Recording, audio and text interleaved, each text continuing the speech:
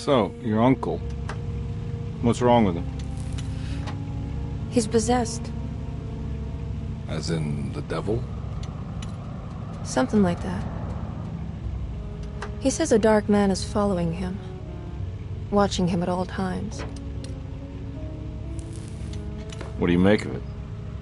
It's nonsense, of course, but I'd be lying if I said it didn't bother me. You see, it runs in my family. Possession? No, Detective. Deteriorating melancholy. Practically every member of the Hartwood family is driven mad before they grow old.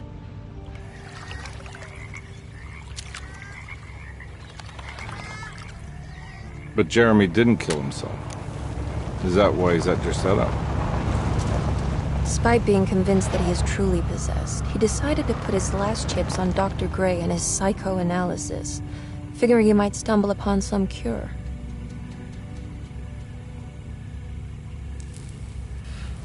You mentioned the letter. I received a disturbing letter from Jeremy accusing the staff and all the other patients of being involved in some cult. And now they are also out to get him. Could it be real? Or is it all just in his head? It's a story he tells himself, Mr. Carnby. Anything to avoid the truth. Which is? That we're all terribly insignificant. That people mean so very little to one another. That there is no one out to get Jeremy Hartwood because he isn't worth getting. Here we are.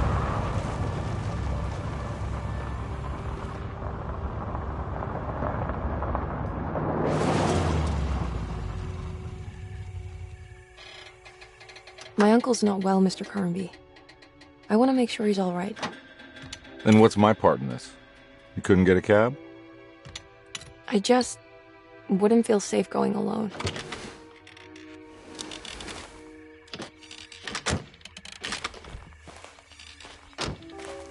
Did you bring a gun? Yeah. You think it'll actually come to that? No. But you might need to wave it around depending on how agreeable the staff will be. What exactly are we gonna do when we find Jeremy? I don't know. Let's just find him first.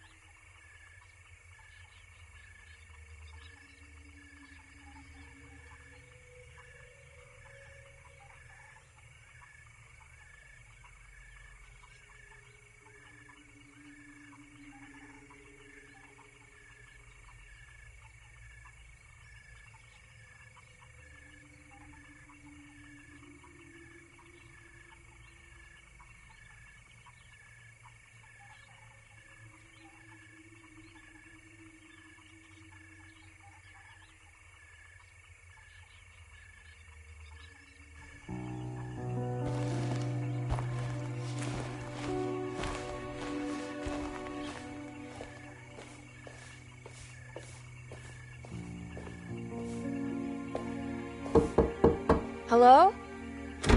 Hello? Looks abandoned. It can't be. There has to be someone around. Wait here. I'll go around back.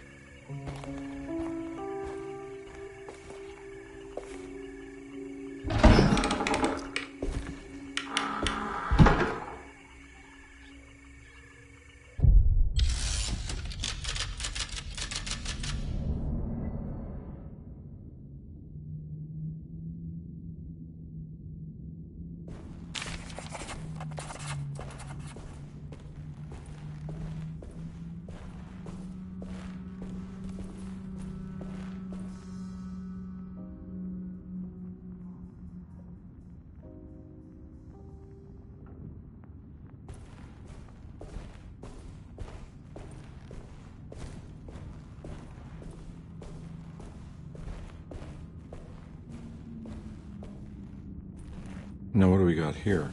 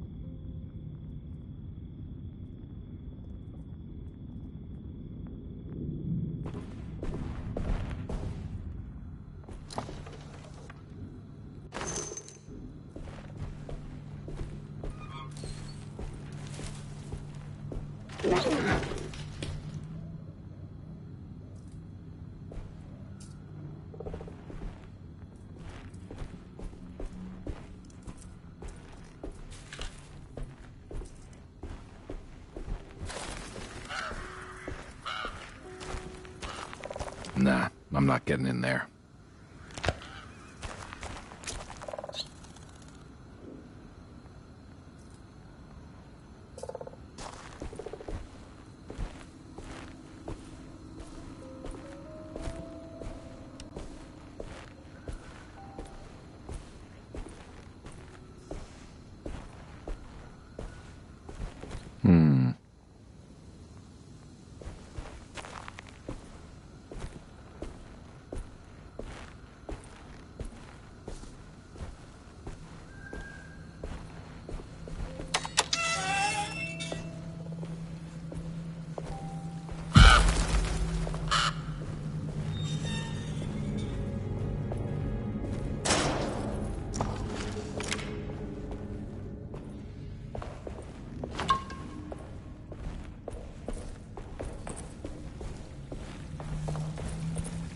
Whoa.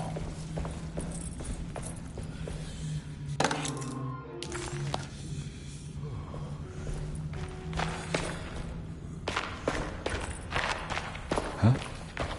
What?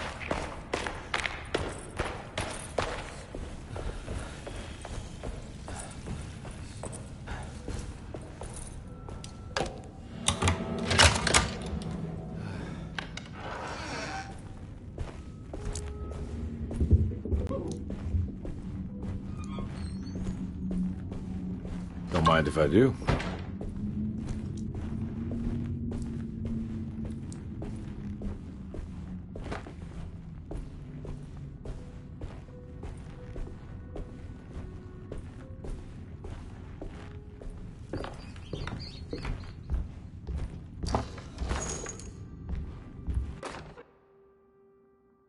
Every day your silence weighs a little heavier. It's been a difficult year for everyone, and many have lost all hope. I read in the papers about people suffering. Pictures of dust-covered landscapes without a drop of water. I wish I knew if you were still tending the earth or if you had turned your back against us. I have started to look for help elsewhere. I pray you will tell me if I am going down a path that you find disagreeable.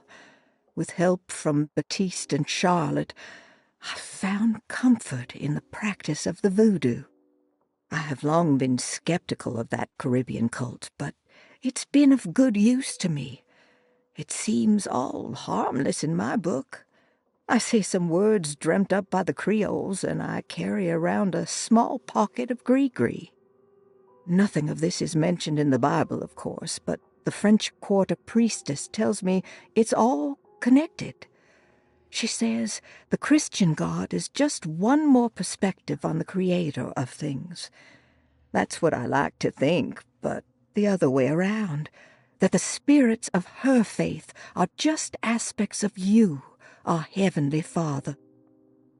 I am so grateful for the words you gave Mr. Hartwood. We will sing your praises at St. John's Eve. The world will be blessed soon again. Only the sacrifices of the Old Testament compare to your demands. Let it be the truth. A mother of earth, wood, and dirt. A mother of 1,000 young. Sacred sand, $1. Black cat oil, $1.50. Devil shoestrings, a quarter. That makes $2.75, madame. What was that you were telling the doctor? A goat without horns. What does that mean? Ah, you must have misheard me, madame. I said no such thing. Please, I know I don't look like any of you, but I'm devout. I'm ready to do what it takes. Do not be so eager to sacrifice the few things you have left, madame. Now please, leave my store. A goat without horns.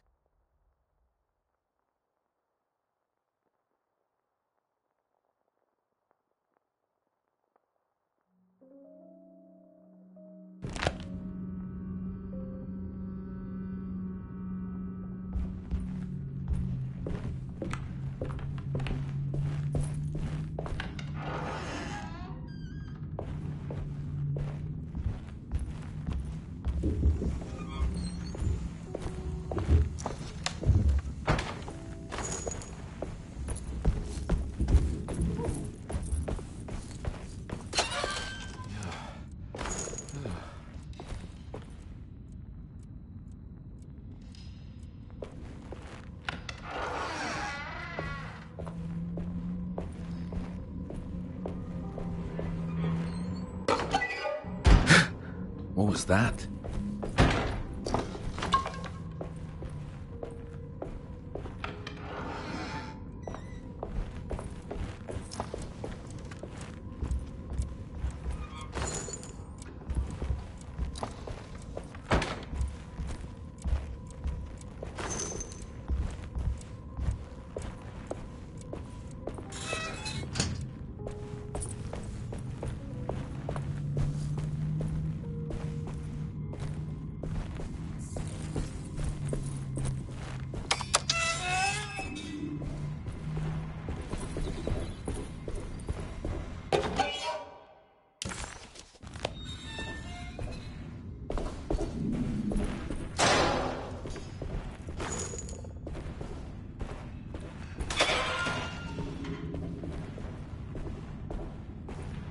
I need the key.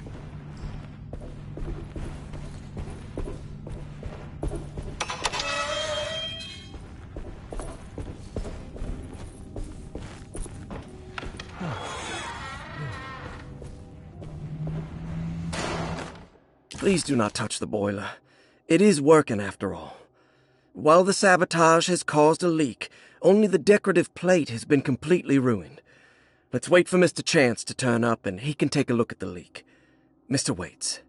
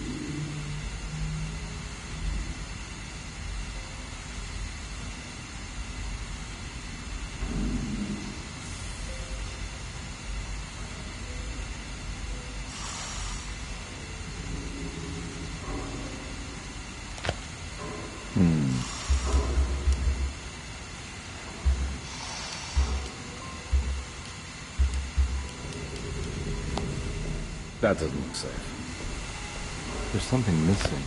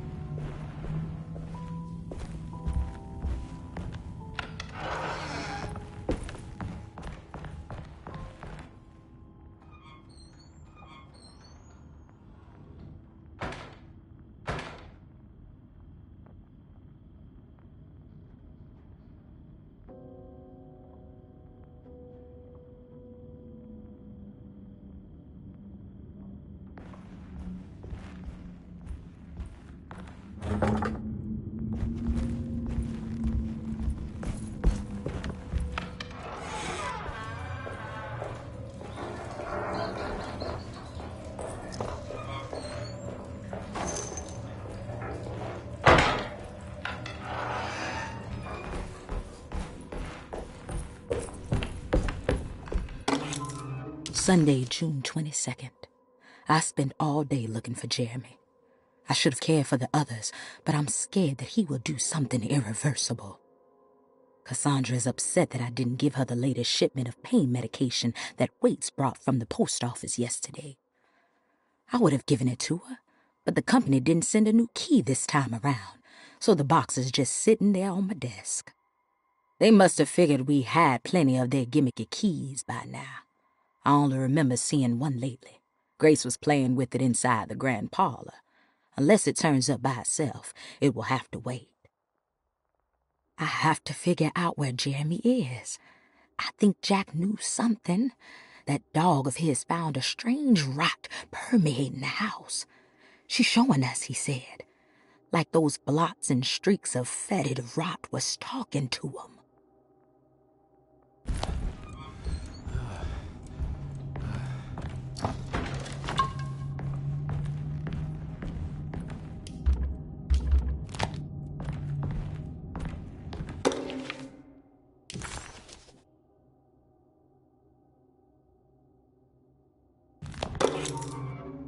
Nice.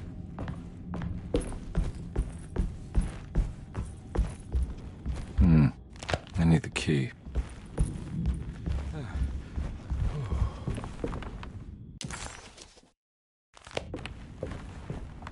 It's wedged shut.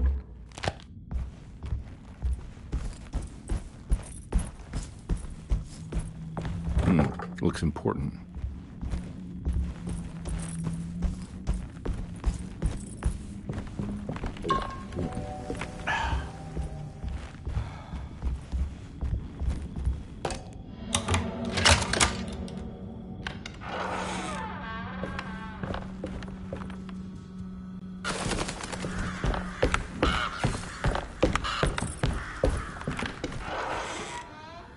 Oh.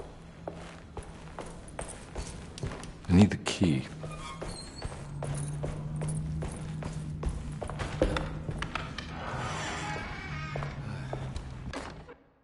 The Great Depression. President Hoover raises tariffs on over 20,000 imported goods in an act to protect American labor.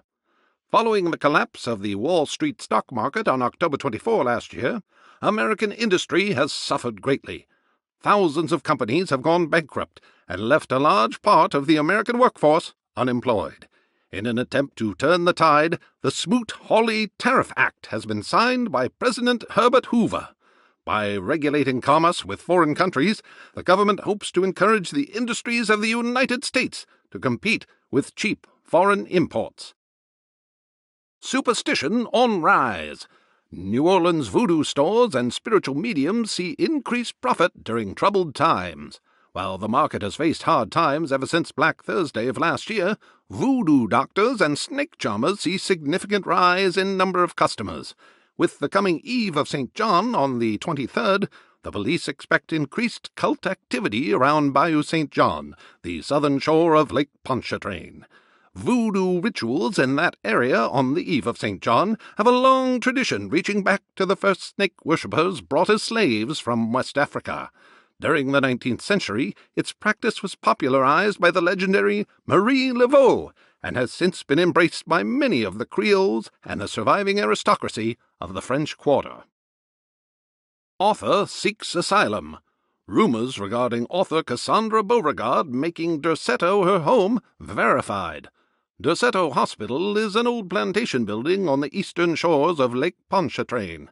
While often considered an asylum for the insane, residing Dr. Elmore Lee Gray prefers to think of it as a convalescent home, a place where you can go to rest. The patient list is kept secret, but thought to include many of the black sheep of wealthy families, because at Derceto, treatment does not come for free. Local author Cassandra Beauregard has now been confirmed by her own admission.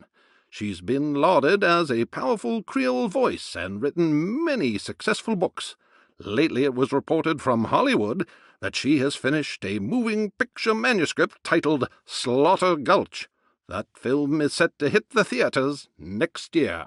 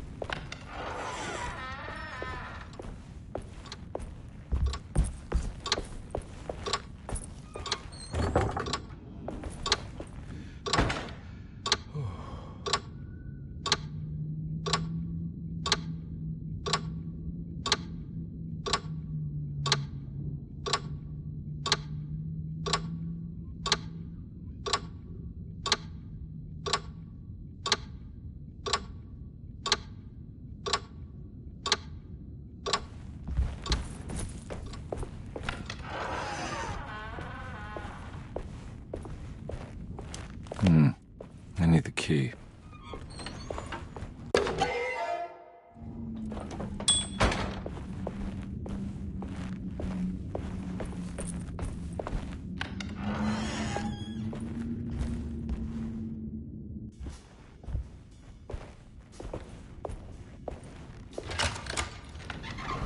Thanks. What are you doing? Who are you? Whoa, pardon me, excuse me. My name is Edward Carnby, private investigator. I hope you don't mind we let ourselves inside. I do mind. This is private property. You can't just barge in here. I'm sorry about all this, but I'm looking for my uncle. It's urgent, and no one was answering the door. We can't hear you knocking anymore. None of us can. Who is your uncle, darling? Jeremy. Am I right? She has that Hartwood gloom, doesn't she? That's right. I'm Emily Hartwood. I just came to make sure my uncle is all right. Well, he is unavailable right now. You will have to come back another day. Unavailable how? Is he sleeping? We can wait. He's lost. Don't I know you from somewhere? Who's your man again, Miss Hartwood? My name's Edward Carnby, private investigator. Splendid. Enough! All of you! Get back to your rooms! McCarthy, keep your eyes on the child. And you two, please leave immediately.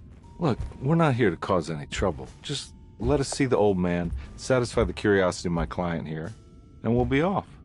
Jeremy has gone missing. There's no need to worry, but it might be some time before he turns up. The whole staff is looking for him. What? He ran off? I don't have time for any of this. Please, come back tomorrow. All right, in that case, we'll just wait in his room. You don't mind, do you? It's upstairs, right? Wait, you can't. Don't worry, we'll be discreet. In the corridor. It's the first door on your left. I'll tell Dr. Gray you're here. Excellent. Thank you, madam.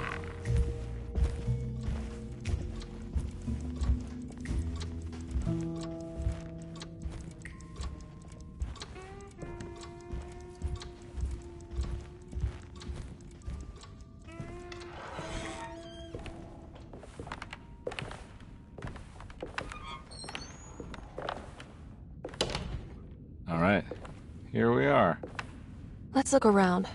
See if we can dig up any clues.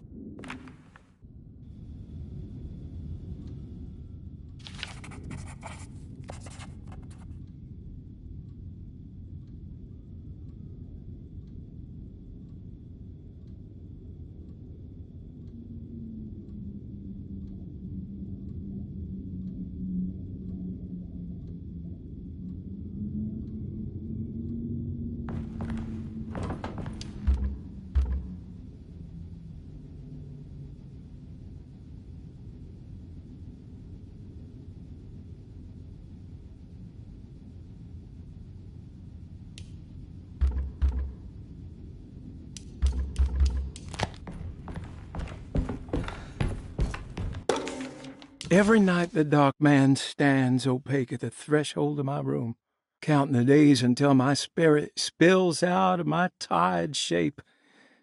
Only his pallid mask shelters my remaining sanity. Staring directly into the face of that demonic sultan would surely sunder time itself. Would he have looked the same to my father as he struggled for his life? Does his veiled face haunt my niece quite the same way? I wish so that I could rest my soul in that sunburnt convent of Tarawea. Would I find you there, Juan? Or Senora Perosi, back from the beyond? Every night I hide from him, moving from one misshapen memory to another. Scenes conjured out of fantasy and delirium. Places I struggle to even paint. I wish I understood your death, Senora. Is there anything I could do for you but bury you in that bleak necropolis? That triumphant chapel rising above the ledges and the oven vaults shall be your sepulchre, where you may rest, and I shall weep.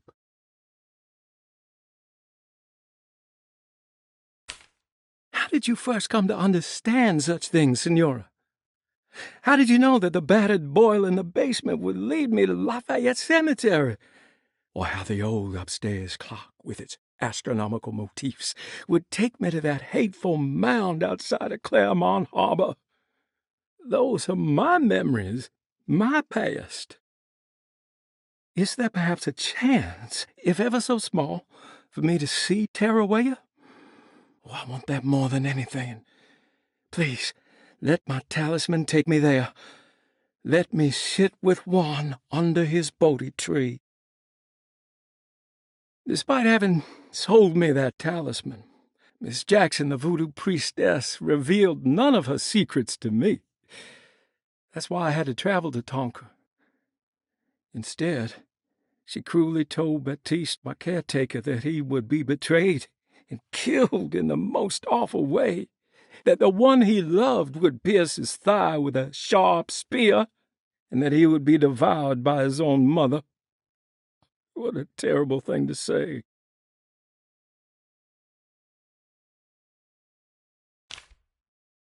The people of Deseto are becoming dangerous. They do not understand what they are doing. I must do something to stop them. I tried talking to Dr. Gray, but he confuses my worries. He's caught up in treating me. How can he expect evil to be cured with medicine and conversation? The orderlies, the housekeeper, and the patients are all deranged. They will call upon evil to enter this world. All will be lost. Everything. Unless I can find the clerk, Mr. Waite. He seems to be a clear-thinking man. Maybe Beauregard.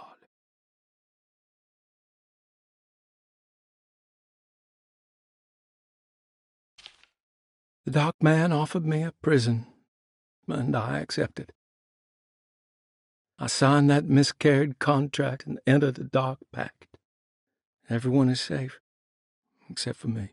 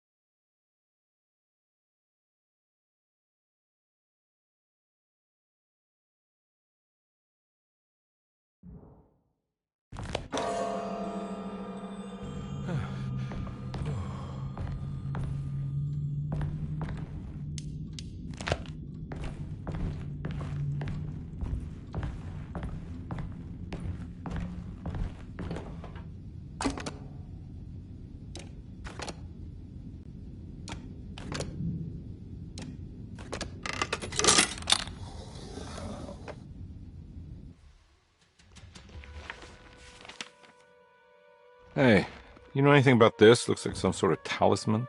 No, I don't. Oh, help me out here, will you?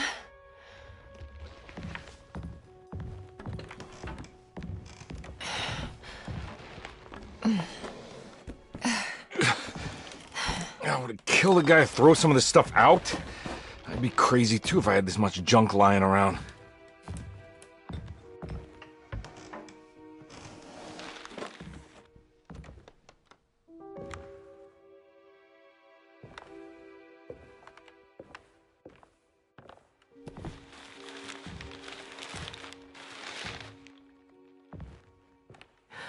Oh, wow.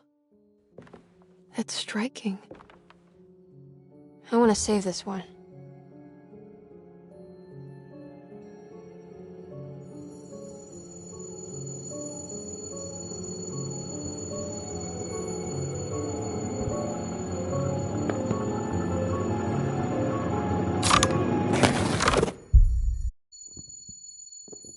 All right, come on. I want to go see Dr. Gray.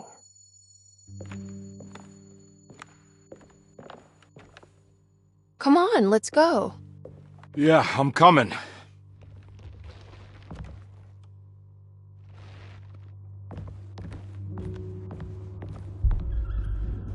Miss Hartwood.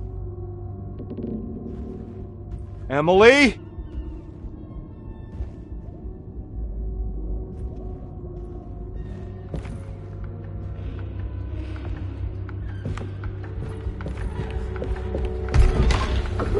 What the hell is going on? Where am I?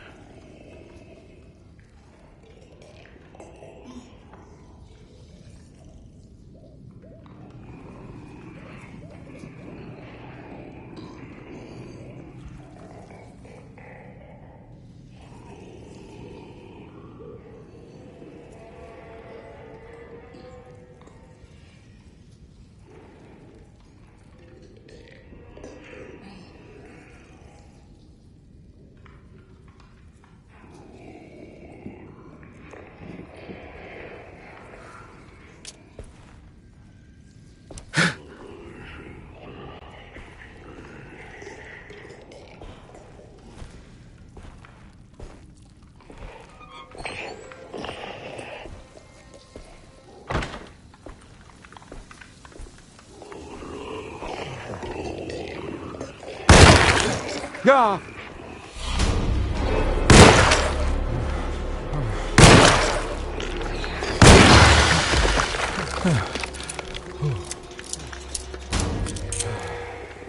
Christ, what the hell was that?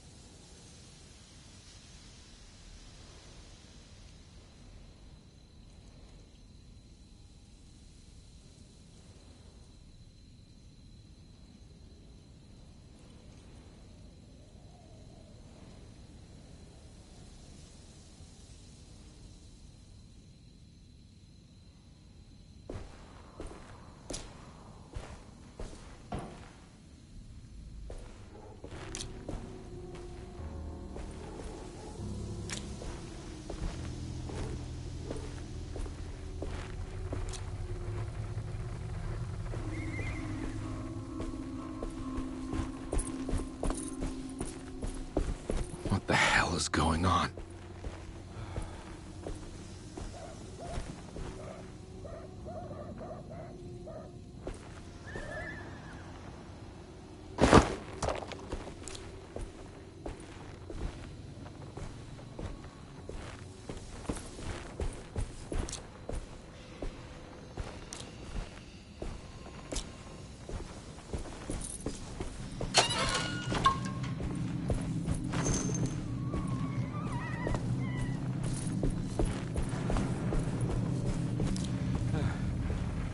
I can't go that way.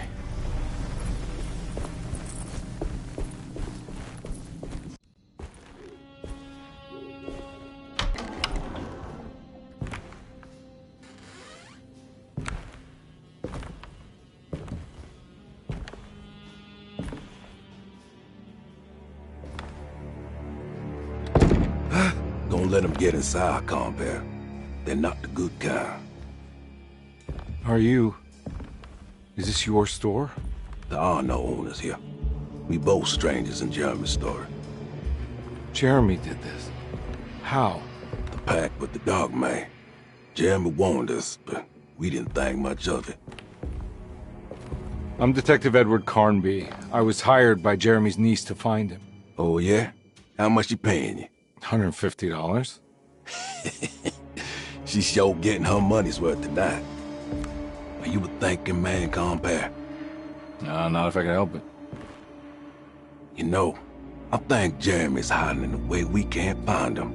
He has this juju necklace that guides him. The talisman? That's right. It's some magic charm he got from Miss Jackson down the street. The voodoo priestess? You know surprising things, compare. Yeah, the Mama Loa. Here, take the key.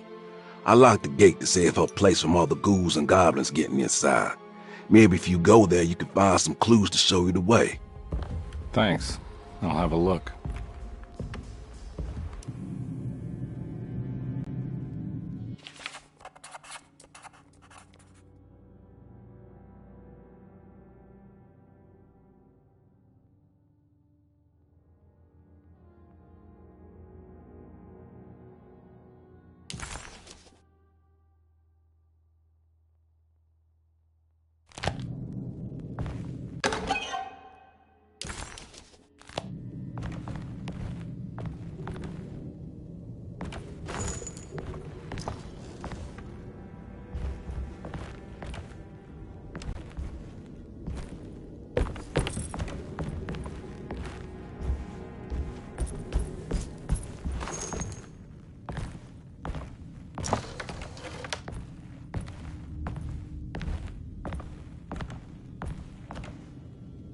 You want to come along?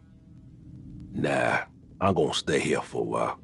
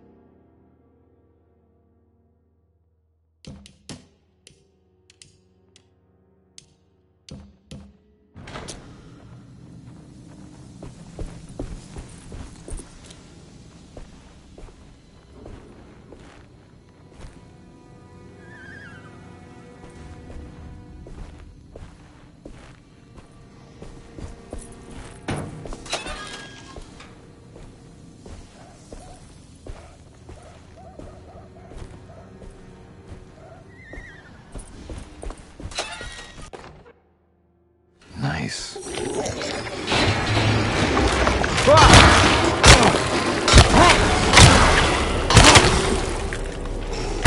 My weapon broke.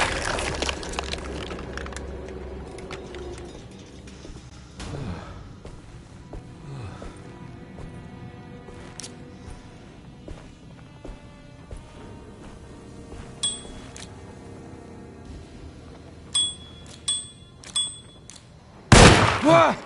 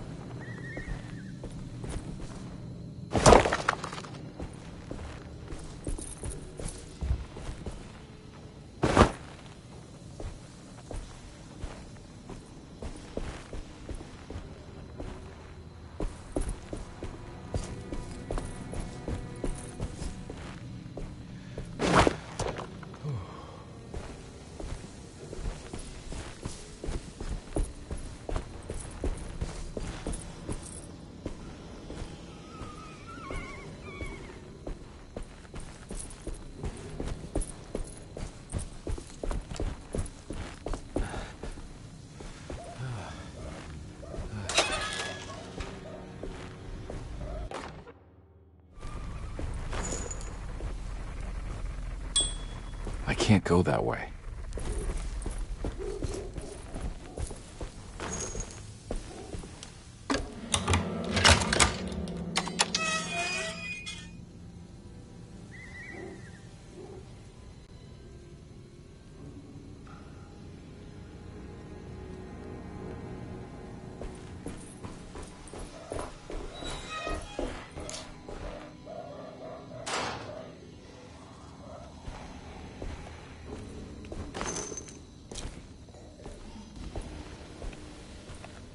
Oh.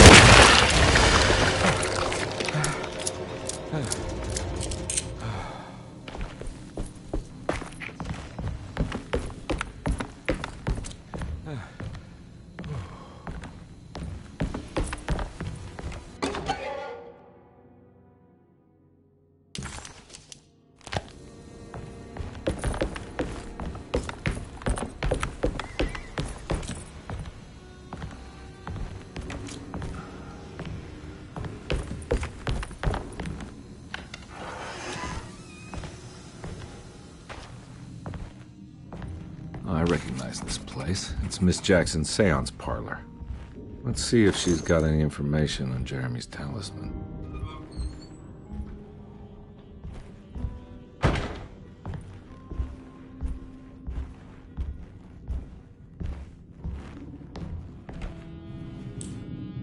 It's the talisman, like the one in the painting.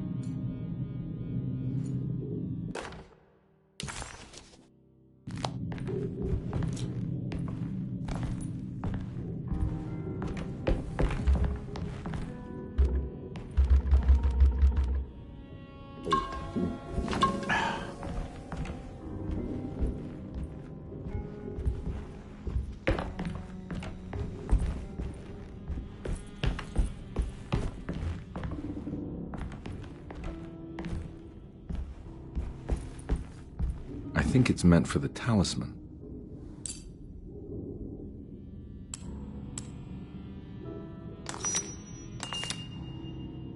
I think it needs numbers, like coordinates. Maybe there's something in Jeremy's notes.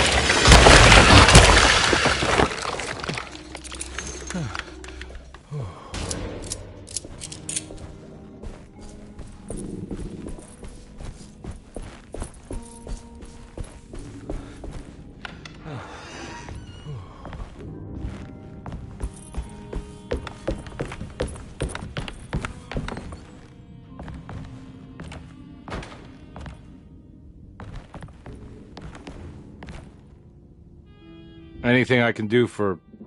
Sorry, I didn't catch your name. Baptiste. Just tell my sister Lottie I'm alright if you see her.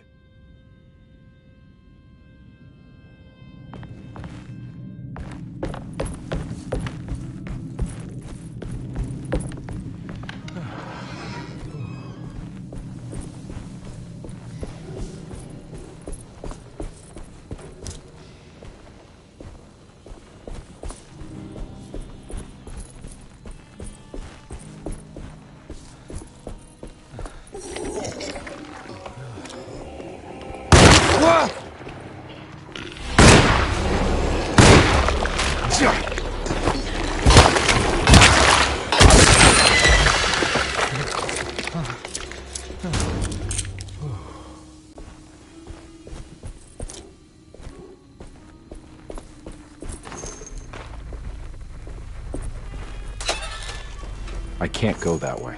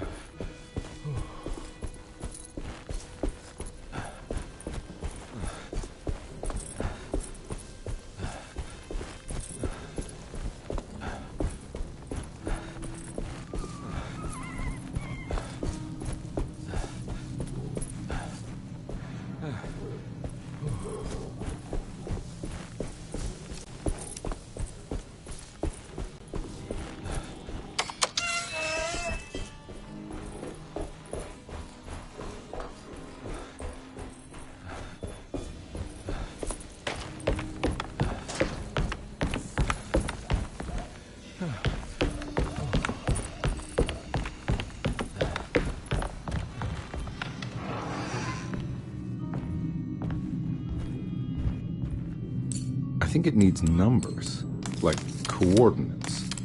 Maybe there's something in Jeremy's notes.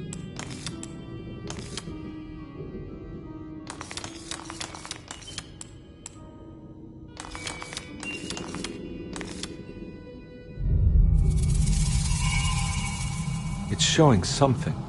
A place? Where is that?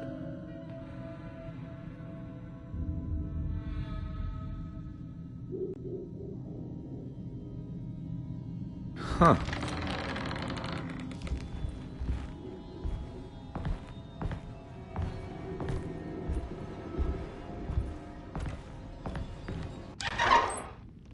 Detective, I was wondering when you were going to show up. Mrs. Thompson told me you were here. I understand you are working for Jeremy Hartwood's niece. Yeah, I guess so. I mean, you're not wrong. We came here for her uncle. I just didn't expect... I didn't expect this. You are Dr. Gray, right? That's right.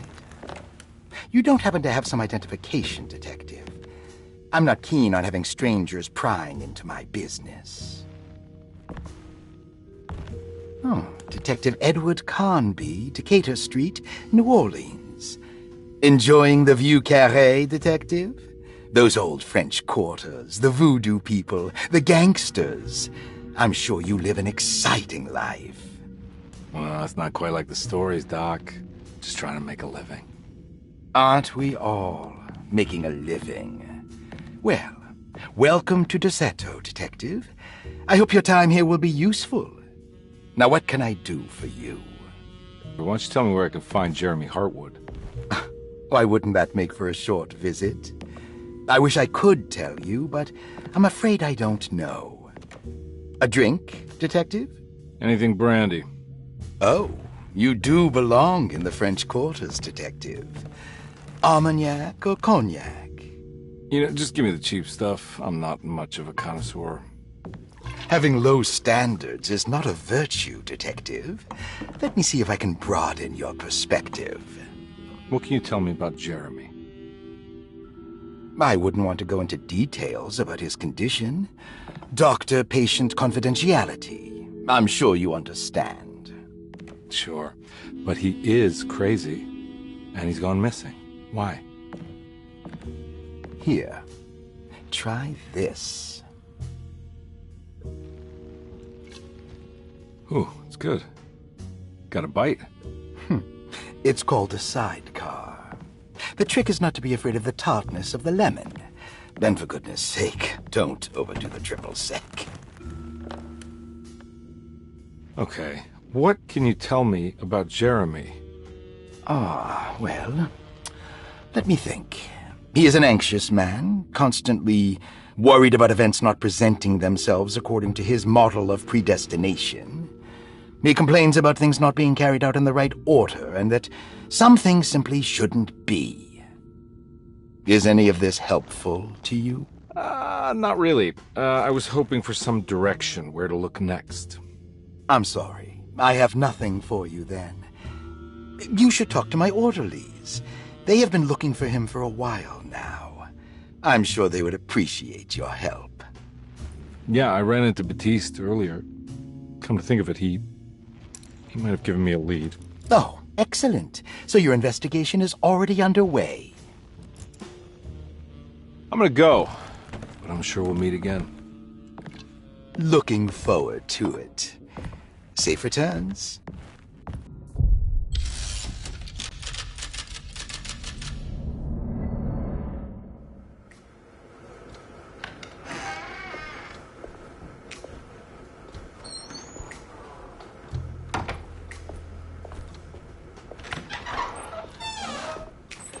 Detective Carnby,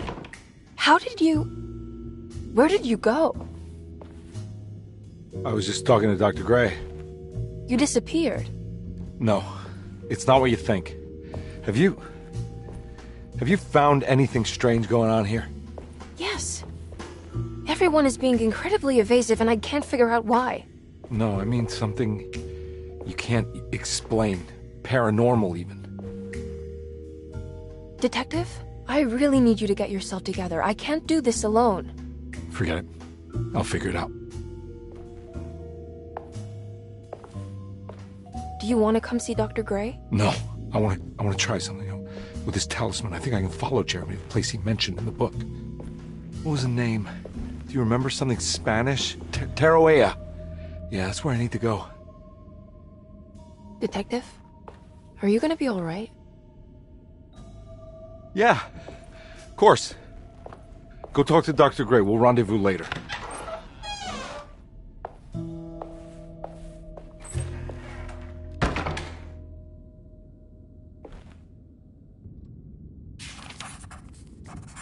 This talisman brought me back from the French Quarter in the blink of an eye. If Jeremy can travel so easily, then he could be hiding anywhere, even Tarawea. If he can do it, so can I. I just need to figure out how the talisman works.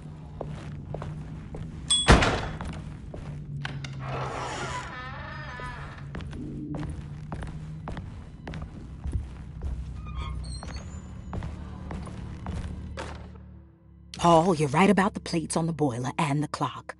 They have been sabotaged, and I think I know who did it. They have something to do with Jeremy's episodes and how he seems to disappear at night. Right now, it's important that you keep an eye out for any of the pieces. I want to find out if I can repair the plates. Let me know if you find any of them. Lottie. Tell Lottie to take a look at the well in the kitchen garden.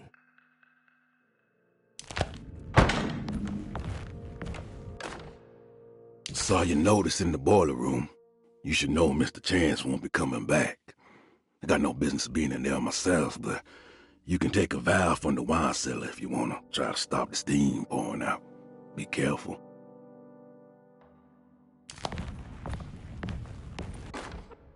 Dr. Elmore Lee Gray is Desetto's chief doctor. Accounting and all administrative work is handled by me, Paul Waits. Magdalena Thompson, or Mags, is responsible for the household. Jean-Baptiste and Charlotte Tabois are responsible for keeping the guests' medical regimens in check. Finally, Jack Chance is our gardener, who can occasionally be seen in the conservatory, but is for the most part busy outside. There are currently 6 guests at Desetto. Malcolm McCarthy and Ruth Tallant reside on the first floor.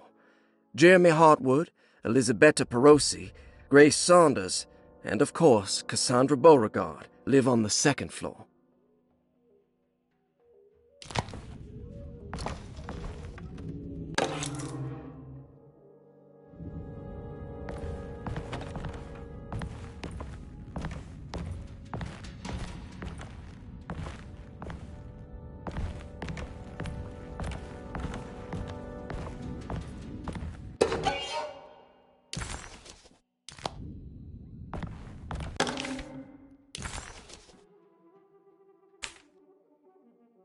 Cassandra Beauregard, the beloved author.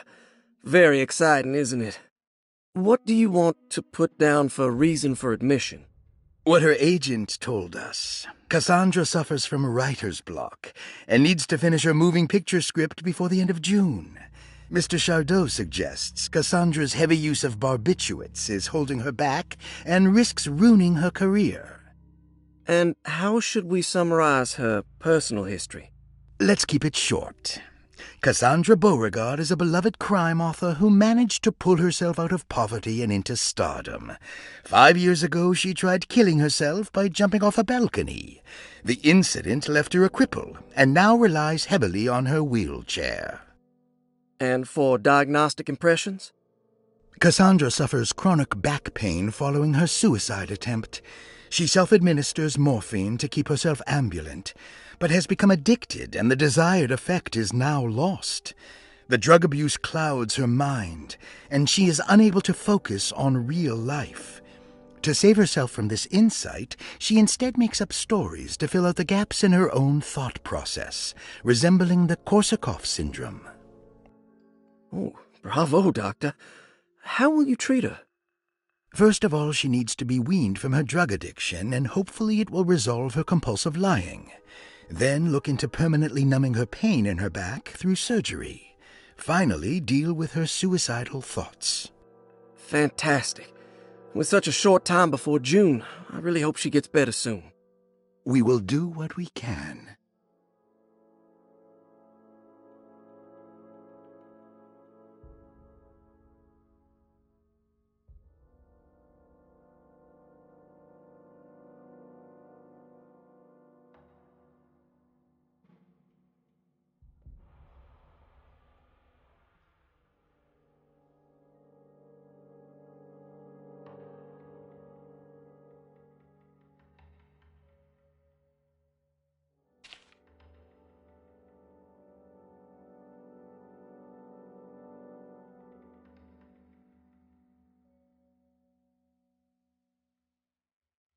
Grace Saunders, 11 years old. Reason for admission? The mother insists on strict supervision by a proper gentleman to avoid further perversion of Grace's adolescence. Personal history? Grace's family possesses modest wealth and status. Her childhood seems ordinary, spending most of her time with private teachers and family friends. Grace's father recently passed away, leaving her mother the sole caregiver. And diagnostic impressions? Grace has trouble dealing with her father's death. She is willingly suppressing her feelings on the matter and isn't properly acknowledging the trauma she suffered. Any planned treatment? Grace needs nothing out of the ordinary. She simply needs parental guidance. Eventually, we can work on her feelings toward her father. Thank you, Doctor. I'll finish the paperwork and get her installed. Malcolm McCarthy, 54 years of age. Reason for admission? McCarthy admitted himself to Desetto, stating simply that he needs some damn rest. And personal history? McCarthy claims he used to work as a lawyer in Baton Rouge, but says he can't go into details because of some legal dispute. His background remains largely a mystery, except for the occasional clue that he drops in conversation. Huh. And diagnostic impressions?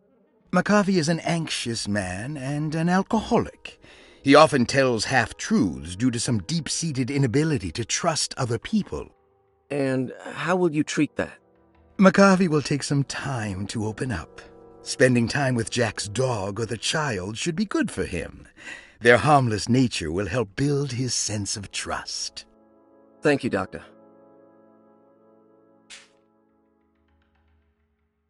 Elisabetta Perosi, 33 years old? What should I put down as reason for admission? Well, Perosi broke into Derceto and was found wandering the grand parlor. She was confused and suffered partial amnesia. She insisted she belonged here and offered to pay for her stay. Right. What do you make of her story? Perosi claims to have been a member of the Astarte artist colony some 20 years ago, a claim that seems contrafactual due to her young age. She looks to be and even thinks she is 33 years of age. That would make her a child at the time. It seems fair to say that Perosi's story is untrue, deliberately so or not. Diagnostic impressions? Do you have anything? Perosi's story is peculiar, because she retracted her story about the artist colony. She no longer claims to be the same person as Elisabetta Perosi. However, my staff's research has confirmed there was a Perosi at that time who was in her early 30s. I suppose this case will take some time to investigate. How will you go about it? I wanted to contact the real Perosi, but it seems the whole colony disappeared one night. September 29th, 1915, during a hurricane. I will have to take it slow and figure out what this spell of impersonation could have been. Oh, I'm sure it will all clear up eventually. Thank you, Doctor.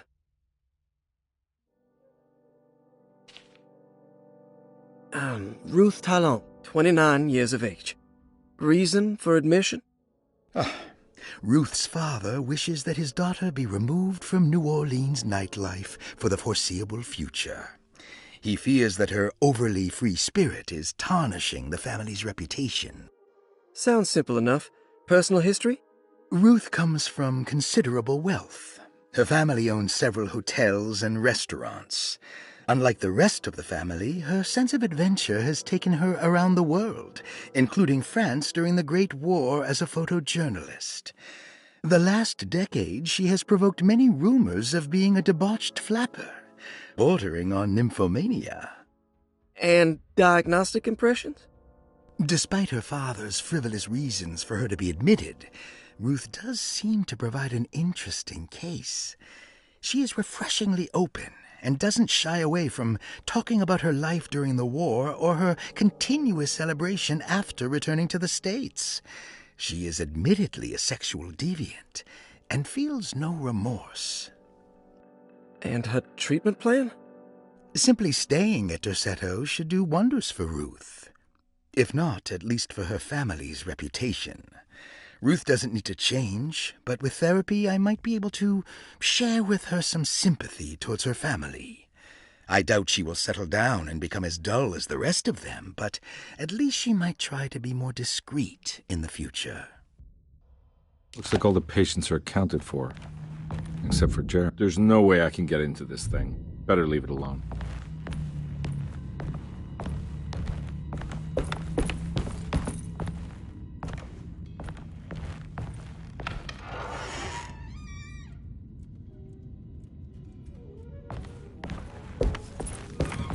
I need the key.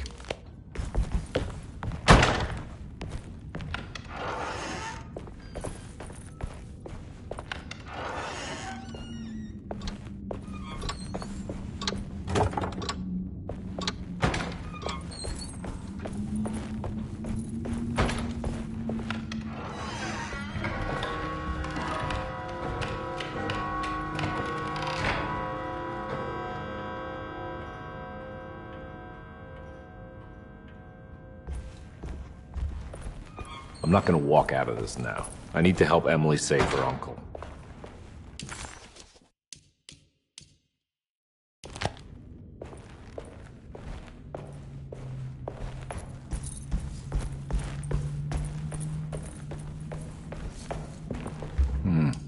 I need the key.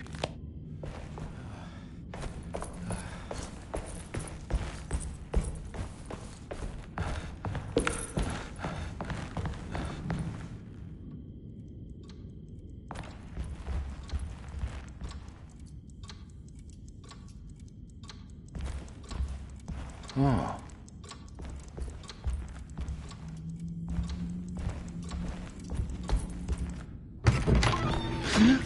Yeah, sorry, Detective. Didn't mean to obstruct justice or anything. That's fine. You know, I'm kind of busy with my own case of a missing person. I was wondering if you've seen Grace, girl about yay high? I can't say that I have. Why are you asking? Well, I'm looking for her. Is she in trouble? No. She's just hiding somewhere. We can't have a rascal like that running around unchecked at a time like this, you understand? Well, I haven't seen her. Well, let me know if you find her. I'll be around. I'll keep an eye out for your man, Jeremy. You scratch my back, Detective, and I'll scratch yours.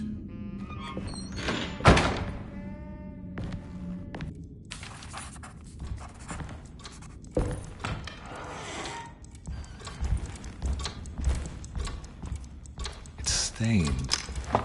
This must be the clock that Jeremy wrote about in the commonplace book. Huh. Looks like the plate that held the talisman in the seance room. But it's broken and missing some pieces. I need the key.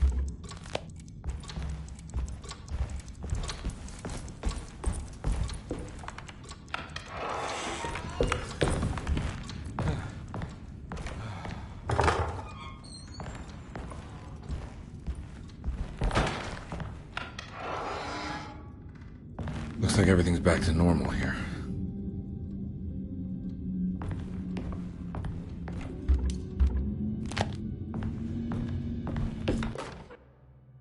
Emily's here.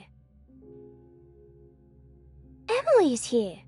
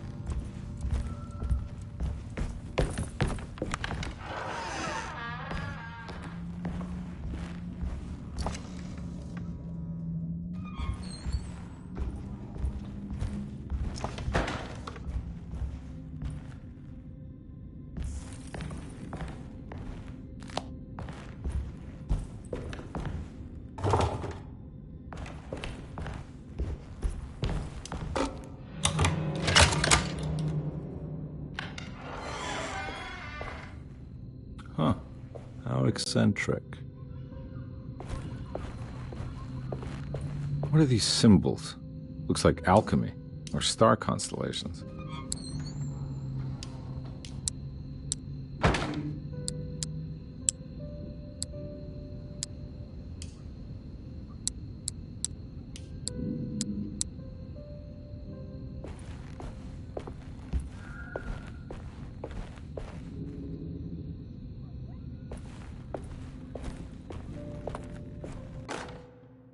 Will I need to remember how to get them out again?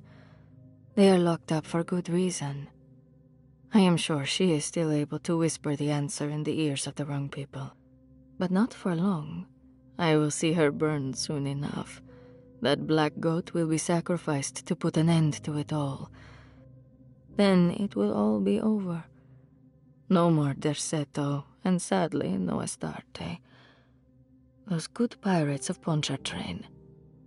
May you still sail the lake, until you find the shores of Hali.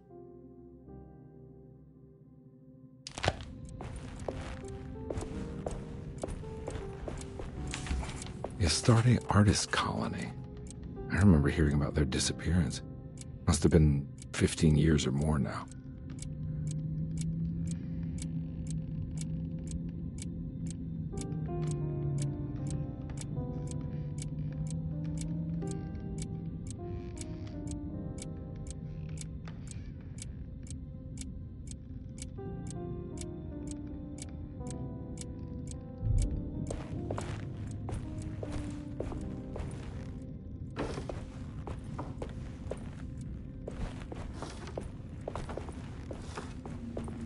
These paintings got some grim-looking rot on them.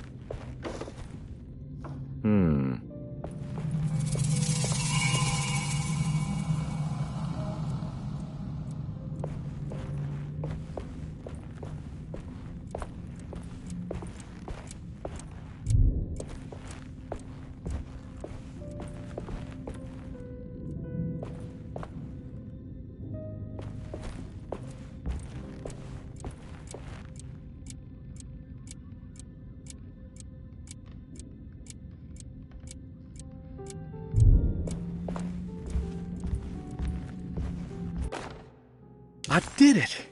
I crossed the thresholds to my intended destination without a focusing device. My talisman now knows these roads, and I have no need for the plates. I can find my way to Lafayette as easy as I find my own room. I visited the grave of my father and seen the oven waiting for me. Thank you for opening these doors. I now must summon my courage and go back to that hateful mound outside the oil rig. I hope you'll be feeling better when I return. Jeremy.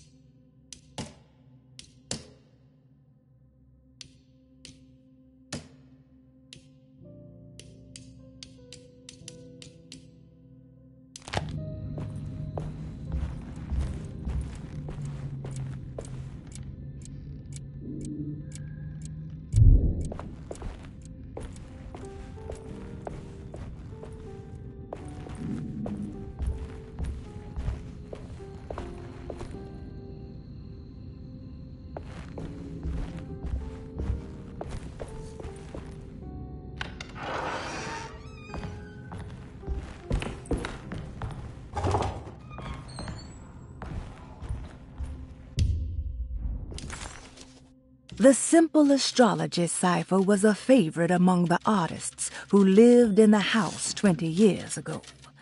They easily turned into numbers when needed, but also acted as signatures for the members, as there were only 12 of them.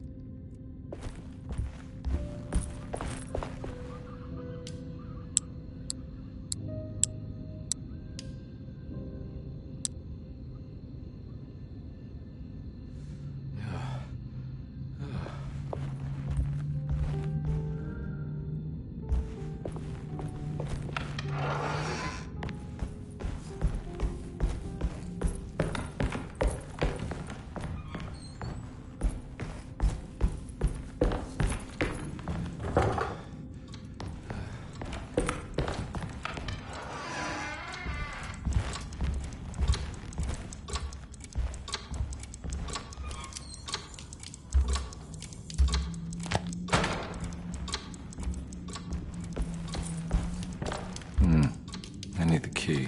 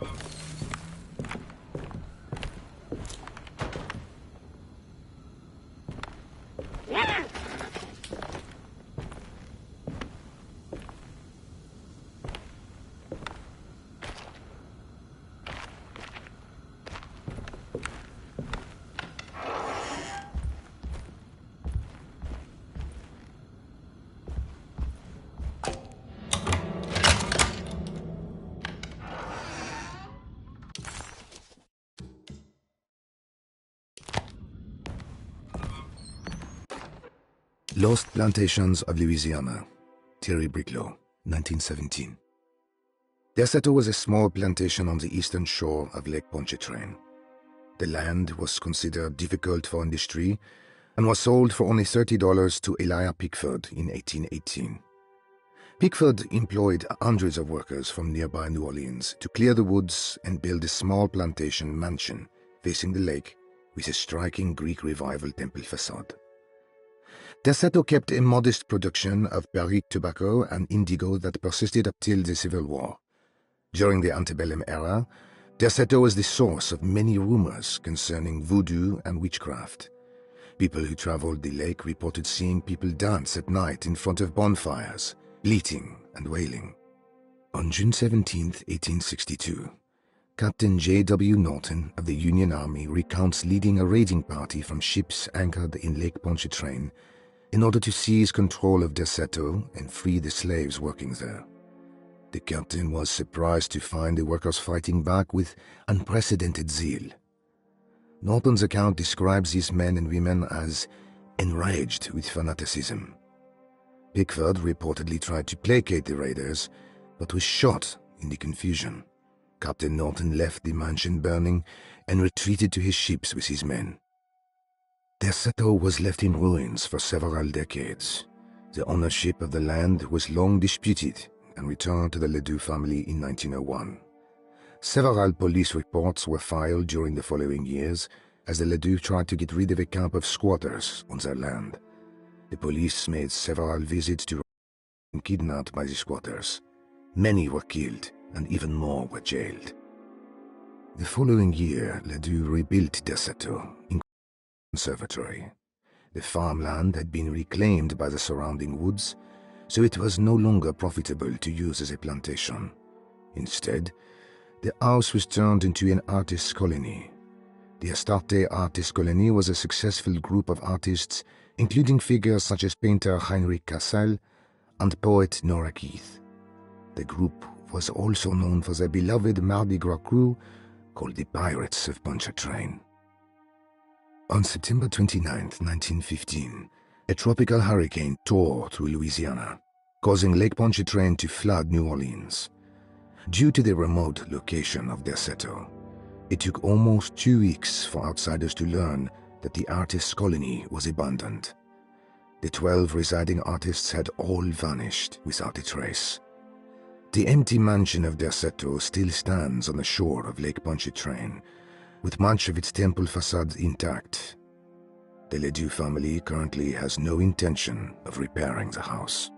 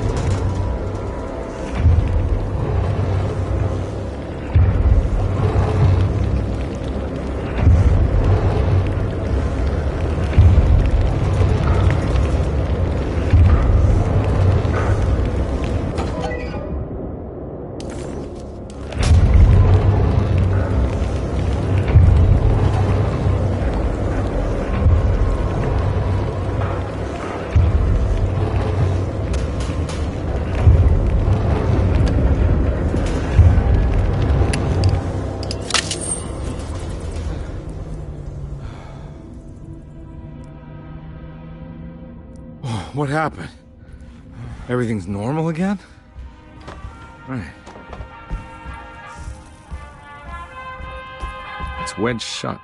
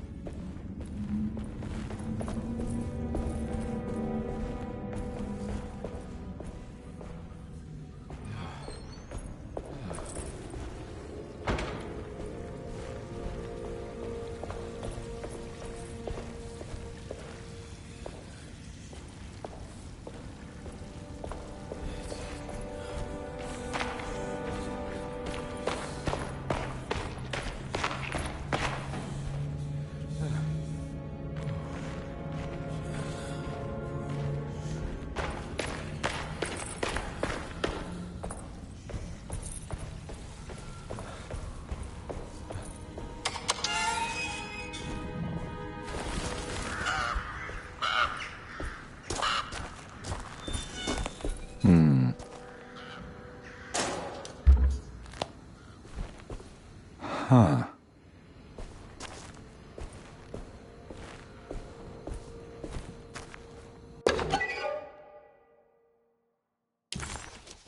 This can't be real.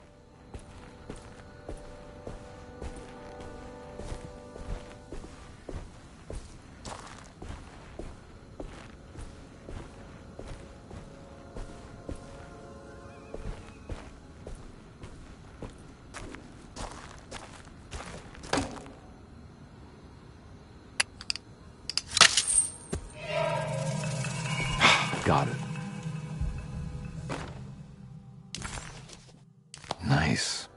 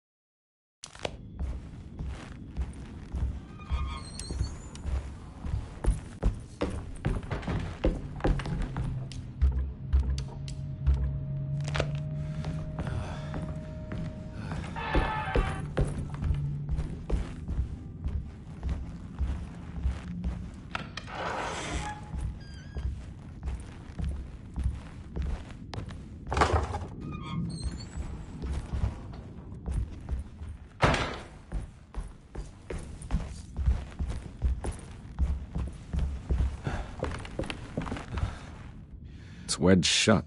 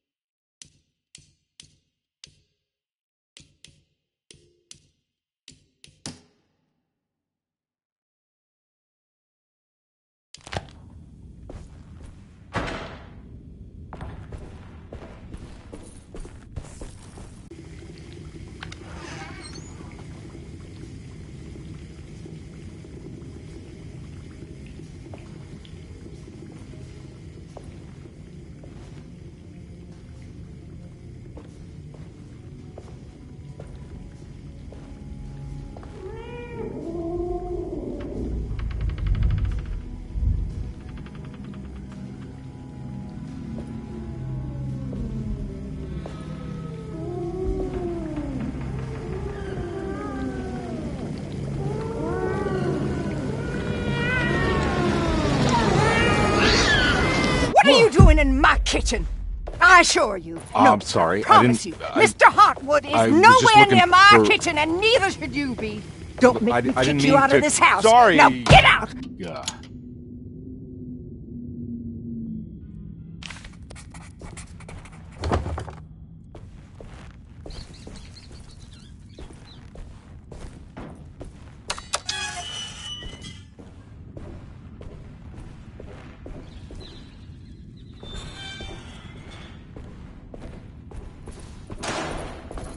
I need the key.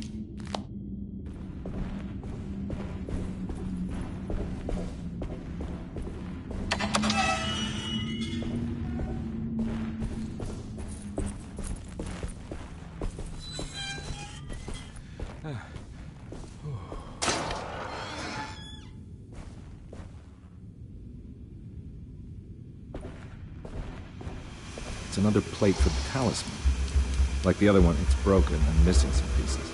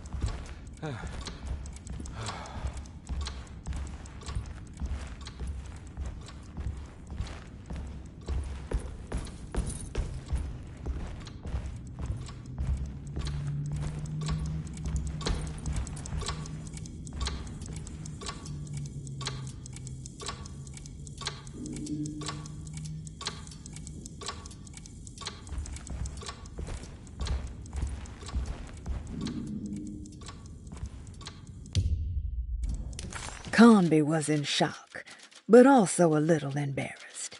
The housekeeper was furious to find him searching through the kitchen and had run him out of the room. There was something strange going on with her, but it didn't feel connected to the case, so he decided to stay out of her way.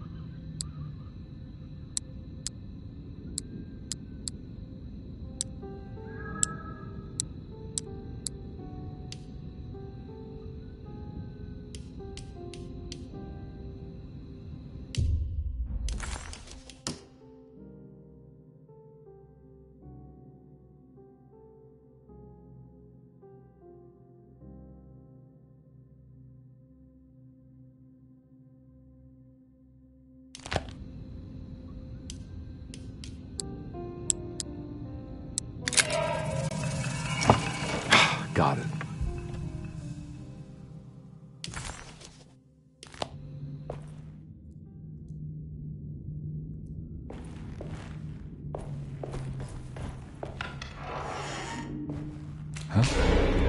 What?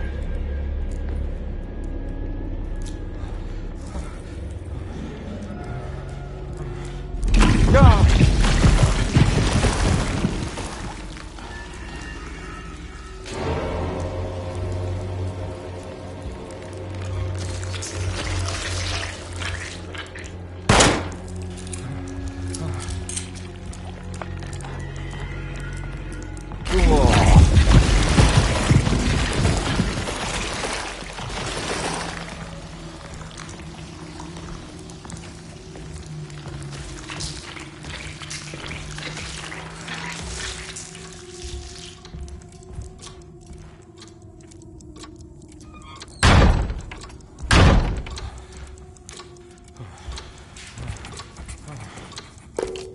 I think I've seen this somewhere. What the hell is going on?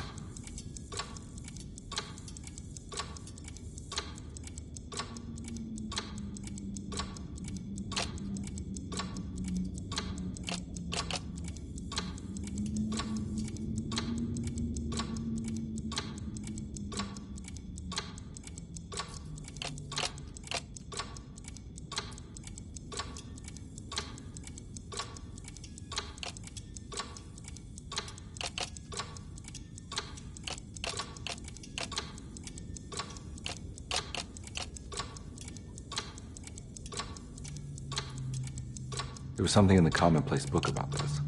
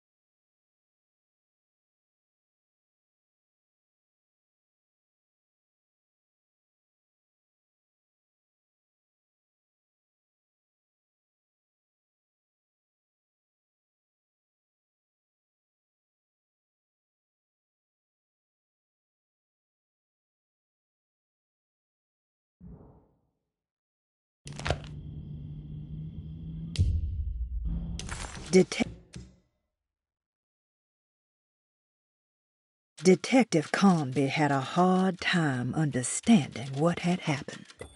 It did feel similar to when he was pulled into the French Quarter, but with less power and purpose. Did he cause this, or was it something else?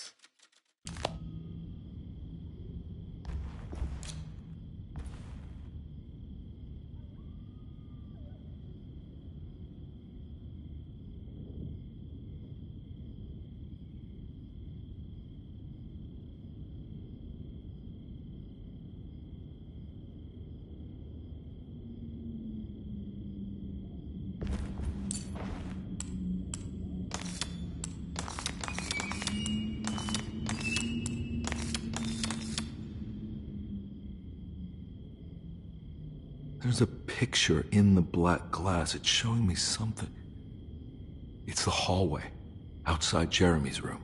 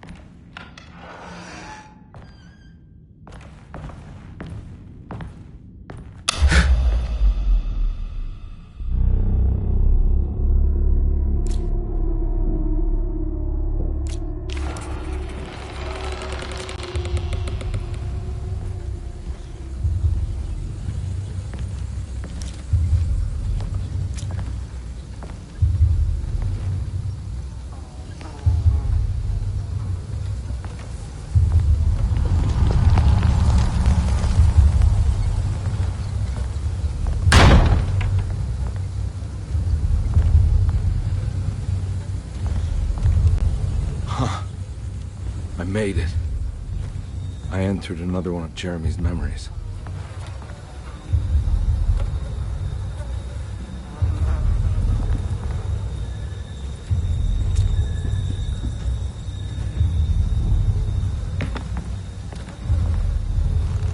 Ugh.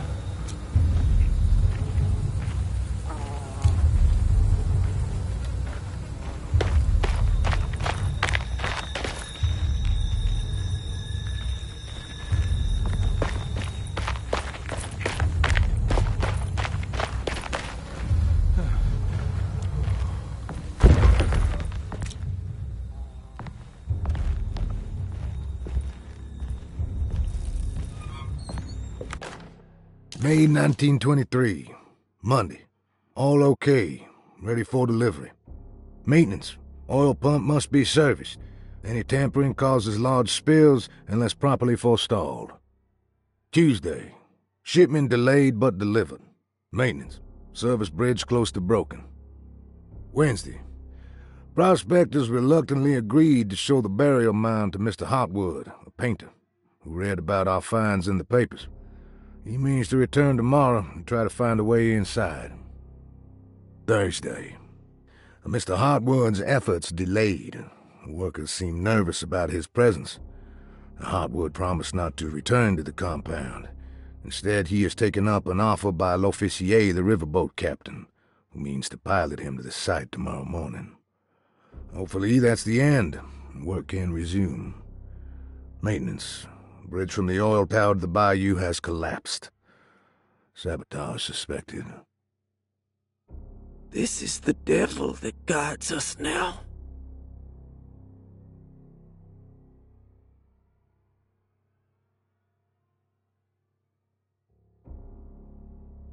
Huh.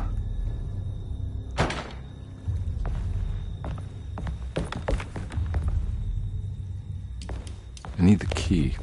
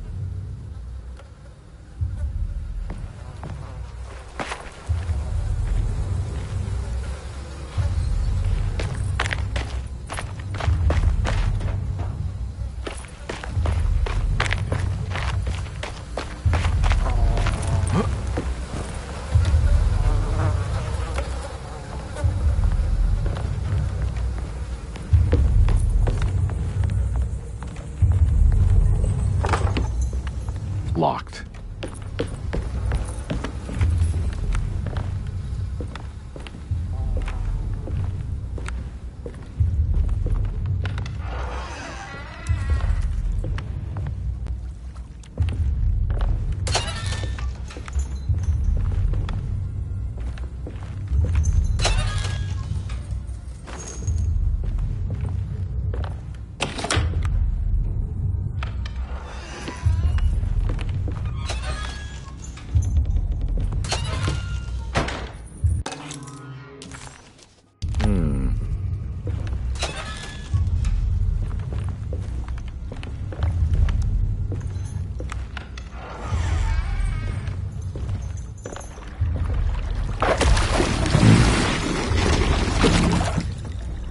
something missing.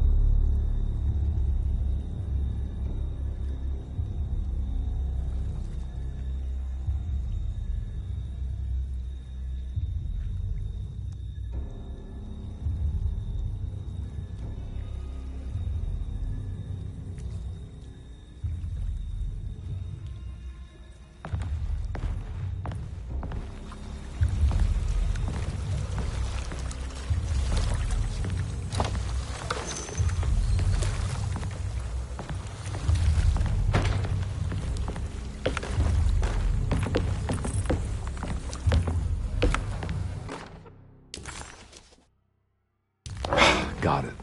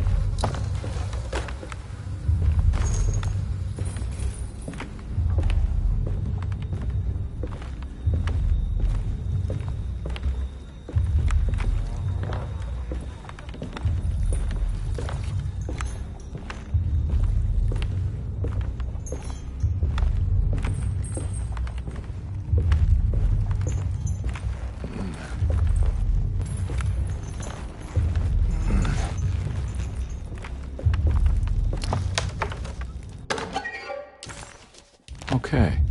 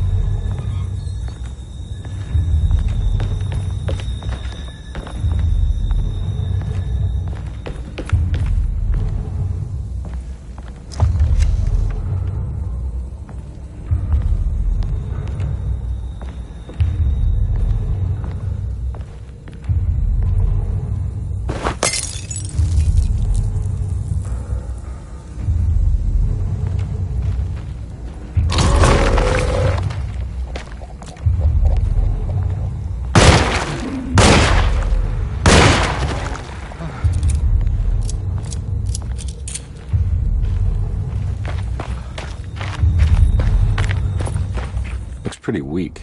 I just need something to break it.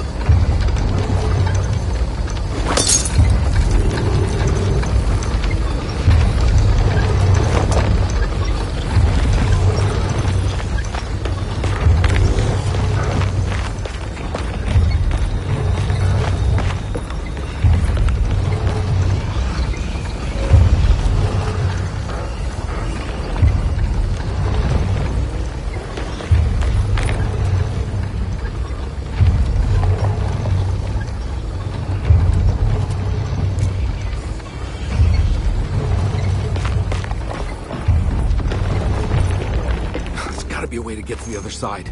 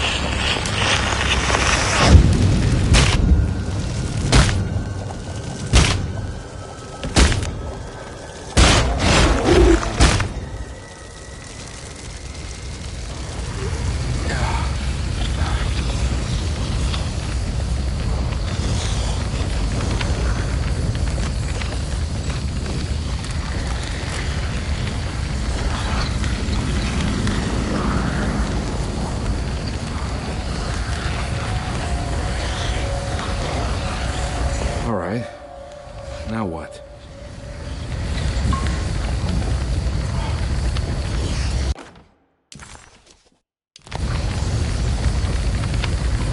Ah, come on, Carnby.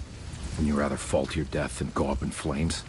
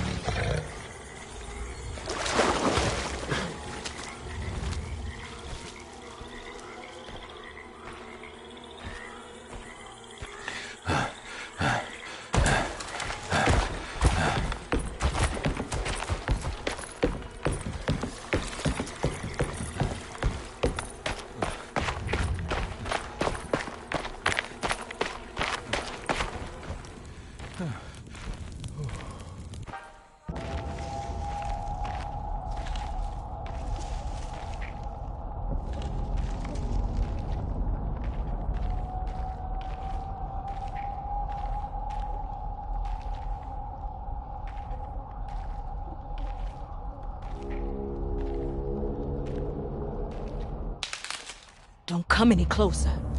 I'm armed. Get that thing out of my face. Who are you? What are you doing here? I'm just a detective trying to find something called Tarawea. You after Jeremy too? Why? I'm working for his niece.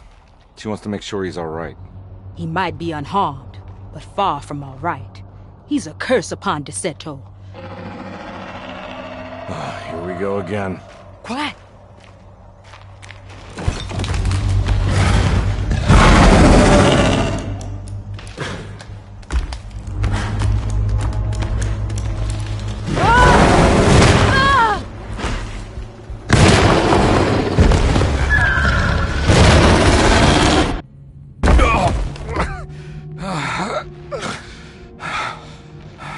Oh, Christ in heaven.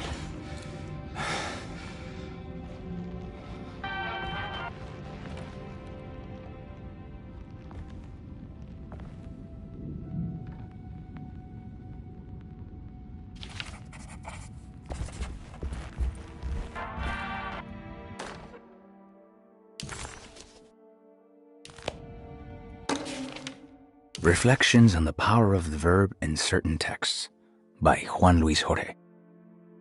To act is in itself divine. Even the slightest movement of our hand is evidence of our soul in motion. Yet our free will is so easily overwhelmed by the dullness of everyday life. Our actions become rote and rigid in spite of luxury and comfort. True divinity is found in the choice of leaving the stage where we all perform. People who discover this freedom unexpectedly will be struck by the terror of this revelation and become paralyzed, or worse, turn to suicide. However, if you are able to weather that storm, you will discover that there is a divine path beyond that fear. There is a chance to dismount your destiny and make something new. Something that hasn't been planned for or predestined. There is difficulty in explaining this type of acting as it transcends our everyday choices. This isn't some banal decision choosing one career over the other, or even who I should marry. Leaving the stage, no matter how, isn't a matter of course correction. It's a rejection of the story that the Creator is telling.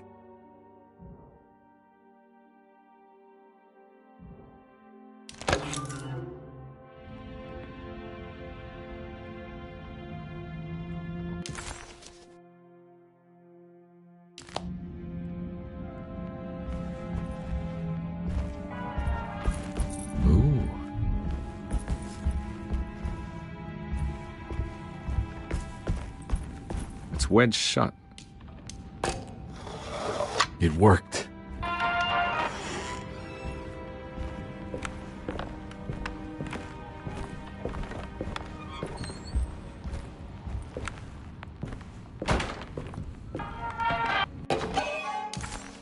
What's this?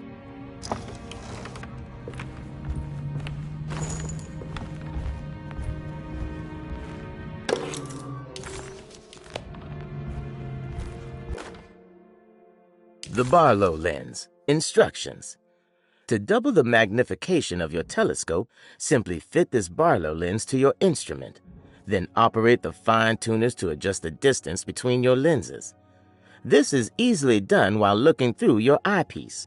Simply search for a position where your picture is clear and appears flat.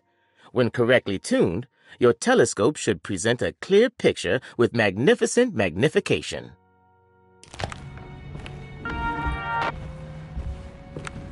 I don't think I have everything I need.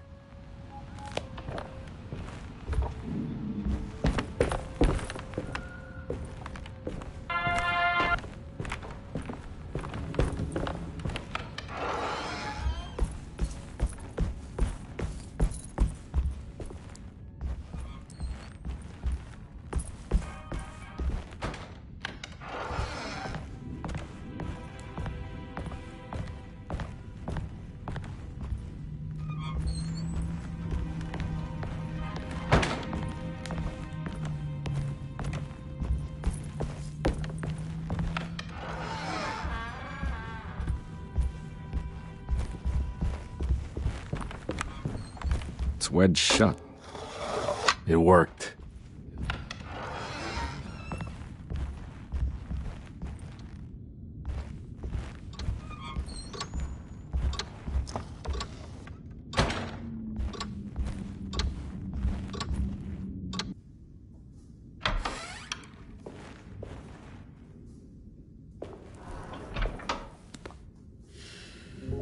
Detective Conby, how good of you to come.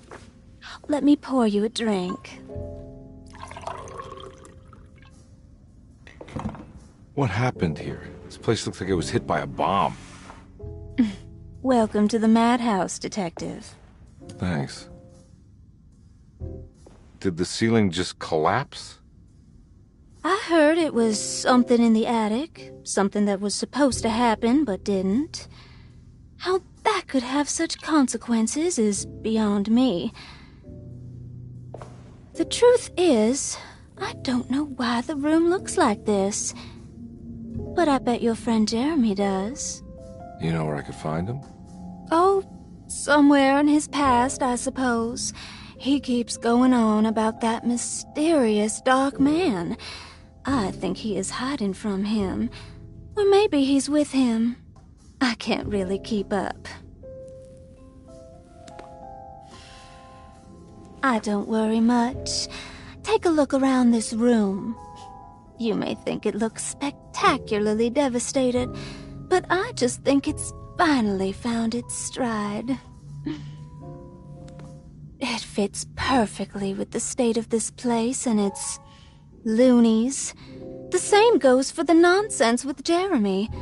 In my eyes, we've finally managed to match the wild ride inside all of us. Well, I'm happy you find the evening so harmonious. I hope you don't mind me setting things right. Jeremy's business, that is. This room looks beyond my capabilities. Good luck, Detective. Hope to see you again soon. Yeah. Evening, miss.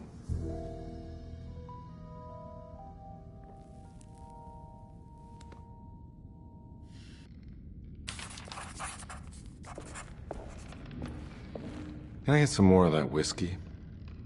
Go ahead, Detective. I don't think I can stomach any more anyway.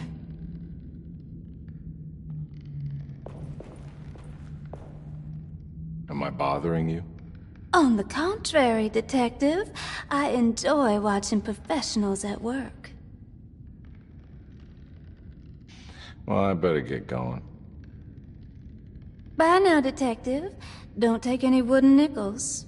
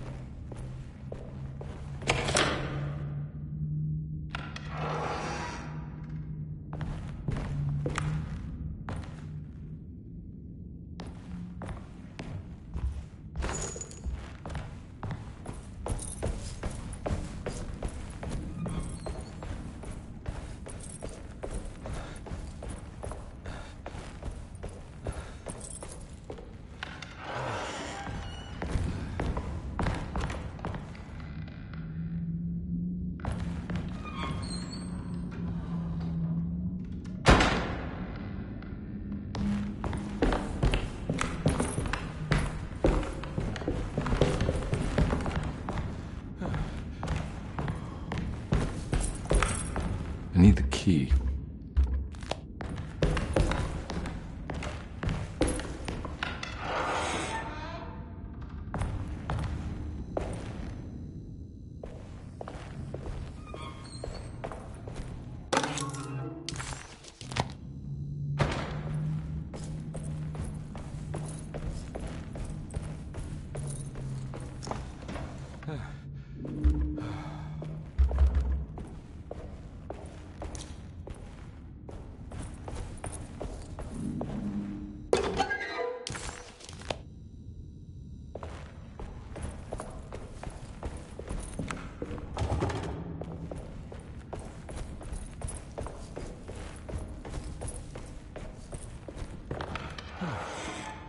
Ugh.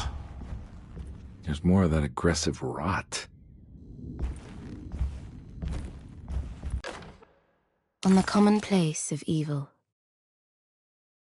there lies virtue and stark irreverence, careless thoughts of luminous indifference. But blame not the beast we once were, which science so often wished to refer. Not the wicked full of sin, it is you who stand and grin. All our good intentions aside, whereupon we build our pride. Sunless solitude, follow not this corrupting light.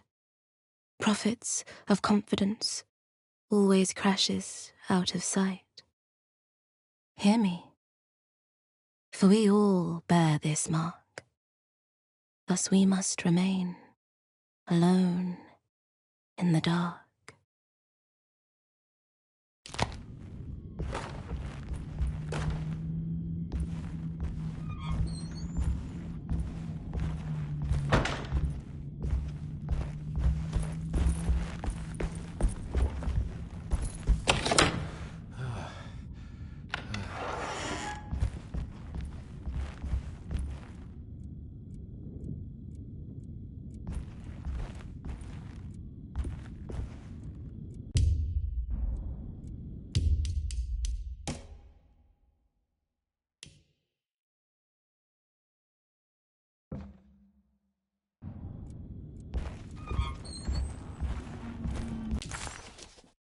Ruth seemed like a handful.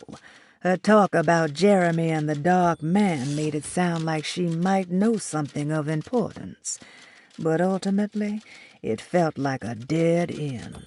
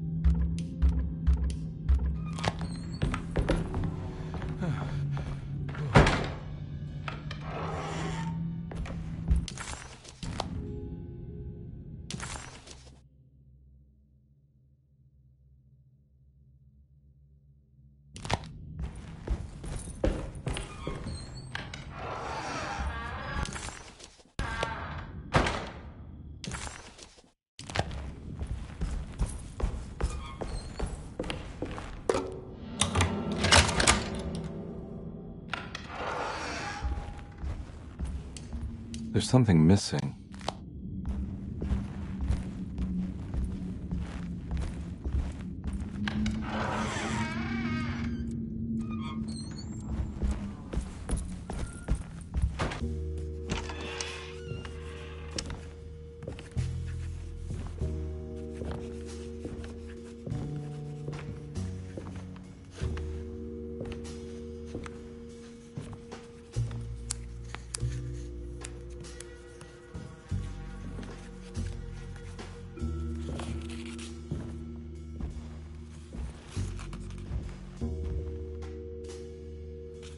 What you got there? You drawing something? Nothing special. I'm just bored. Do I know you from somewhere? I remember you, Mr. Conby. From where? Don't touch that. Cassandra wouldn't like it. She wouldn't like it at all. Do you know where she is? I'd rather not talk about it. It makes me upset. Besides, she'll be back after the Feast of St. John. You think? Yup. It's all on the page, Mr. Conby. And many of them that sleep in the dust of the earth shall awake, some to everlasting life, and some to shame and everlasting contempt. All right. I'm gonna go now, if that's okay. I don't like to stay too long in the same place. Mr. McCoffey might find me. Hey. Is he mean to you? Not everyone needs to be saved, Mr. Conby. You should know that by now.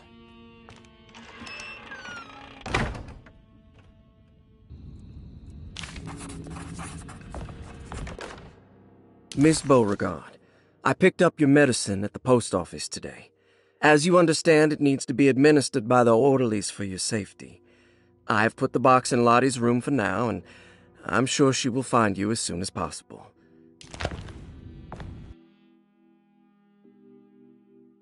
Huh. So this is where Cassandra Beauregard ended up. For some reason, I thought she died years ago. There's more of that rot again. Like it's guiding me to do something. But what? I don't think I have everything I need. If I find the full set of bottles, then maybe I can make something out of the stains of rot. It's another one of those strange padlocks.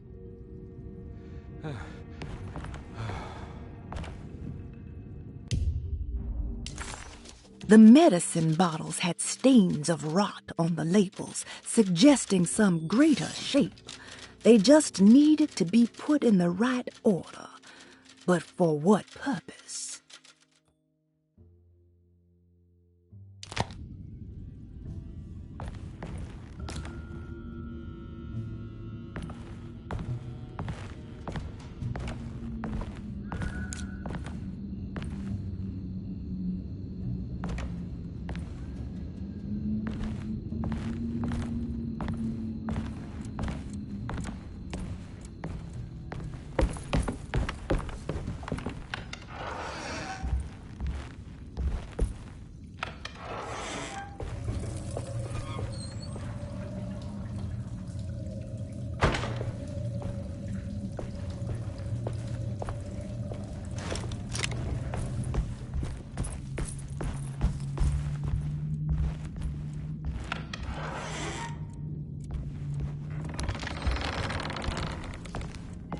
This must be that kid's room. Why does she seem so familiar?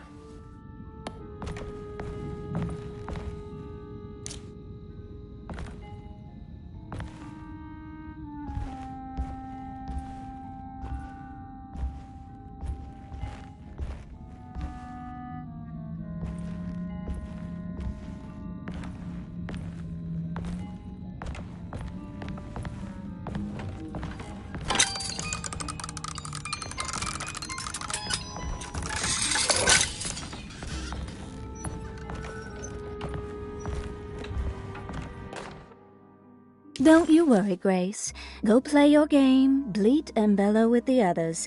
I won't be jealous. There will be more masquerades. However, I would love it if you would finish my mask for the feast. With love, Ruth.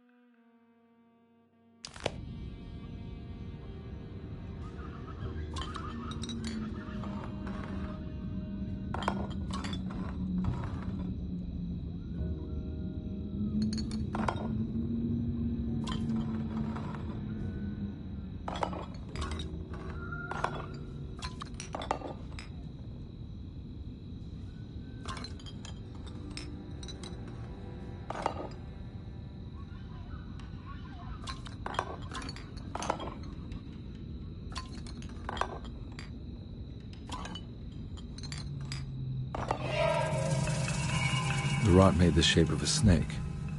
There must be something important to find here. Maybe it has something to do with the numbers on the labels.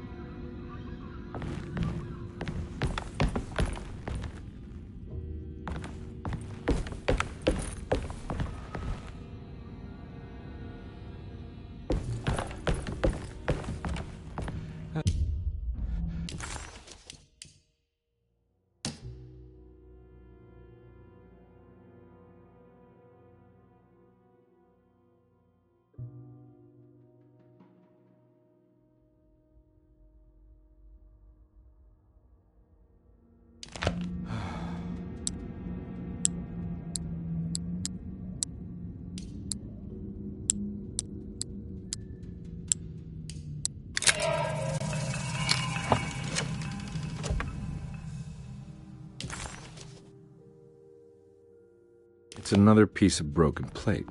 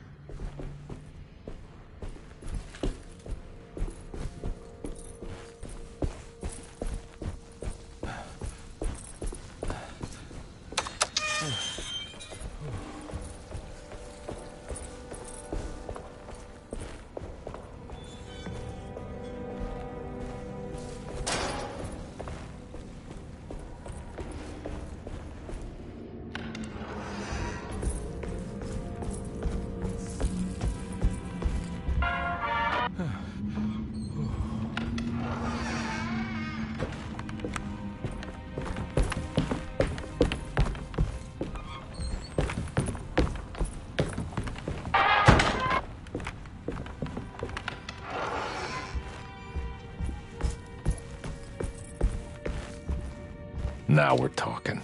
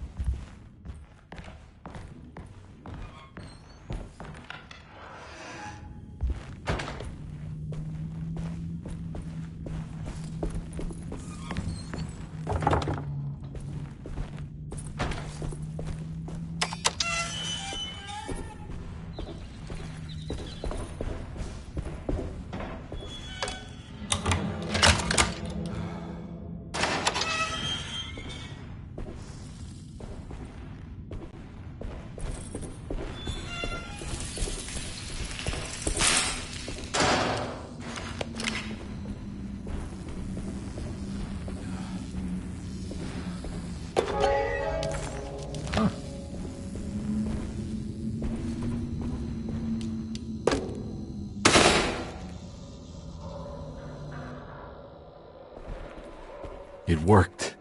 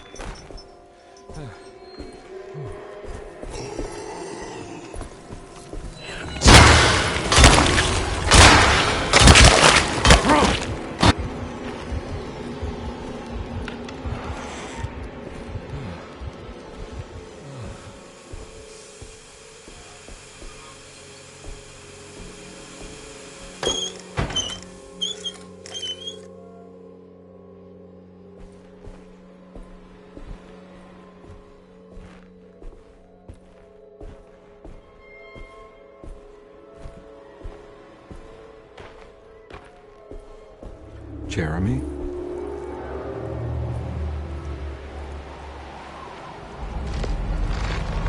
What the hell is going on here?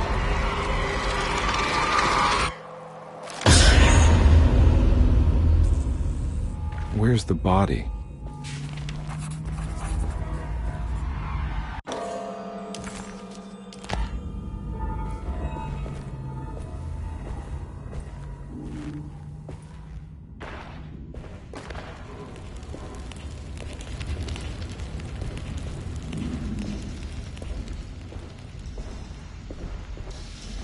There's something missing.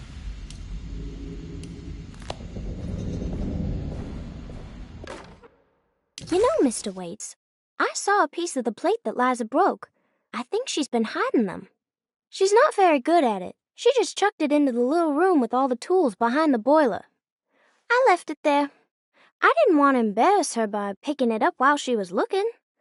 We went upstairs instead and played backgammon. I let her win, because she's so unhappy. The piece looked like the one on display in Cassandra's room. You know about that one already, right? Or is your eyesight really that fuzzy? I hope you don't feel bad about your glasses. You only look stupid when you squint. Maybe if you had more eyes, you would see these things. I wish you had all the eyes you needed. Your best and favorite guest, Grace.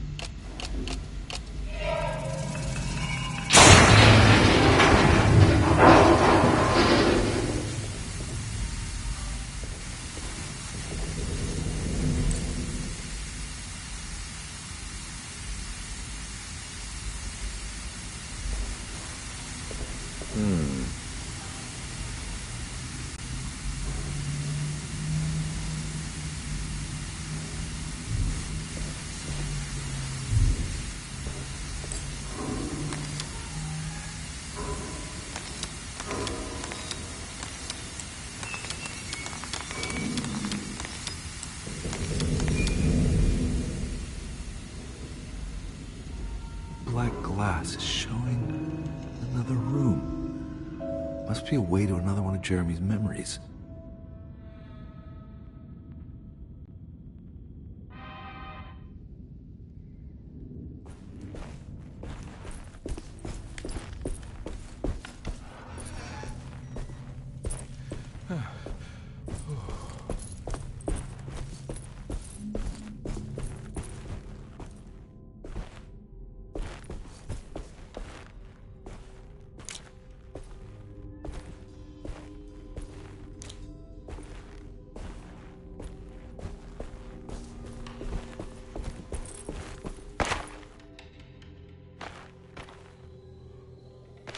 I knew it. I knew it would work.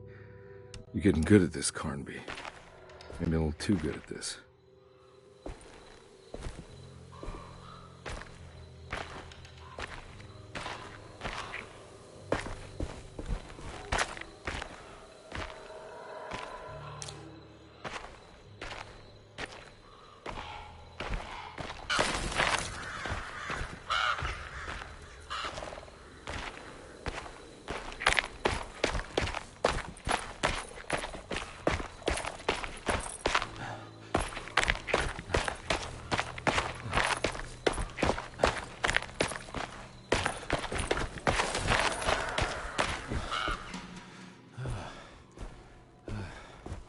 The Hartwood's family crypt. Emily's family must have deeper roots in New Orleans than I thought. I figured she was a Yankee like me.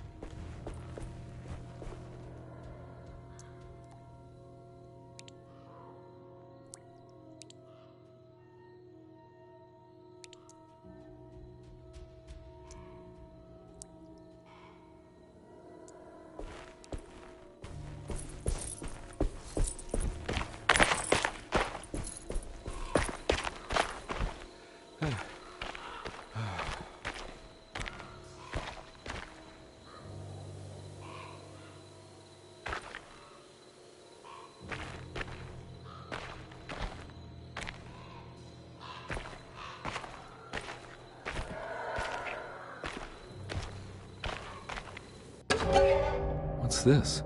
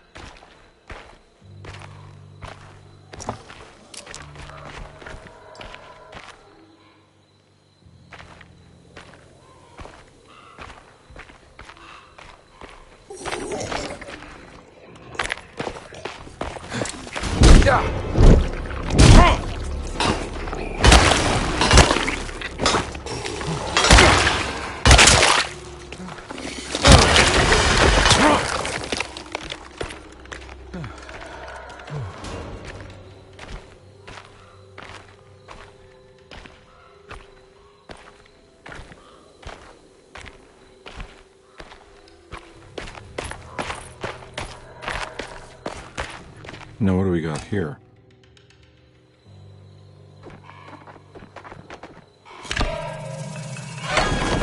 Got it.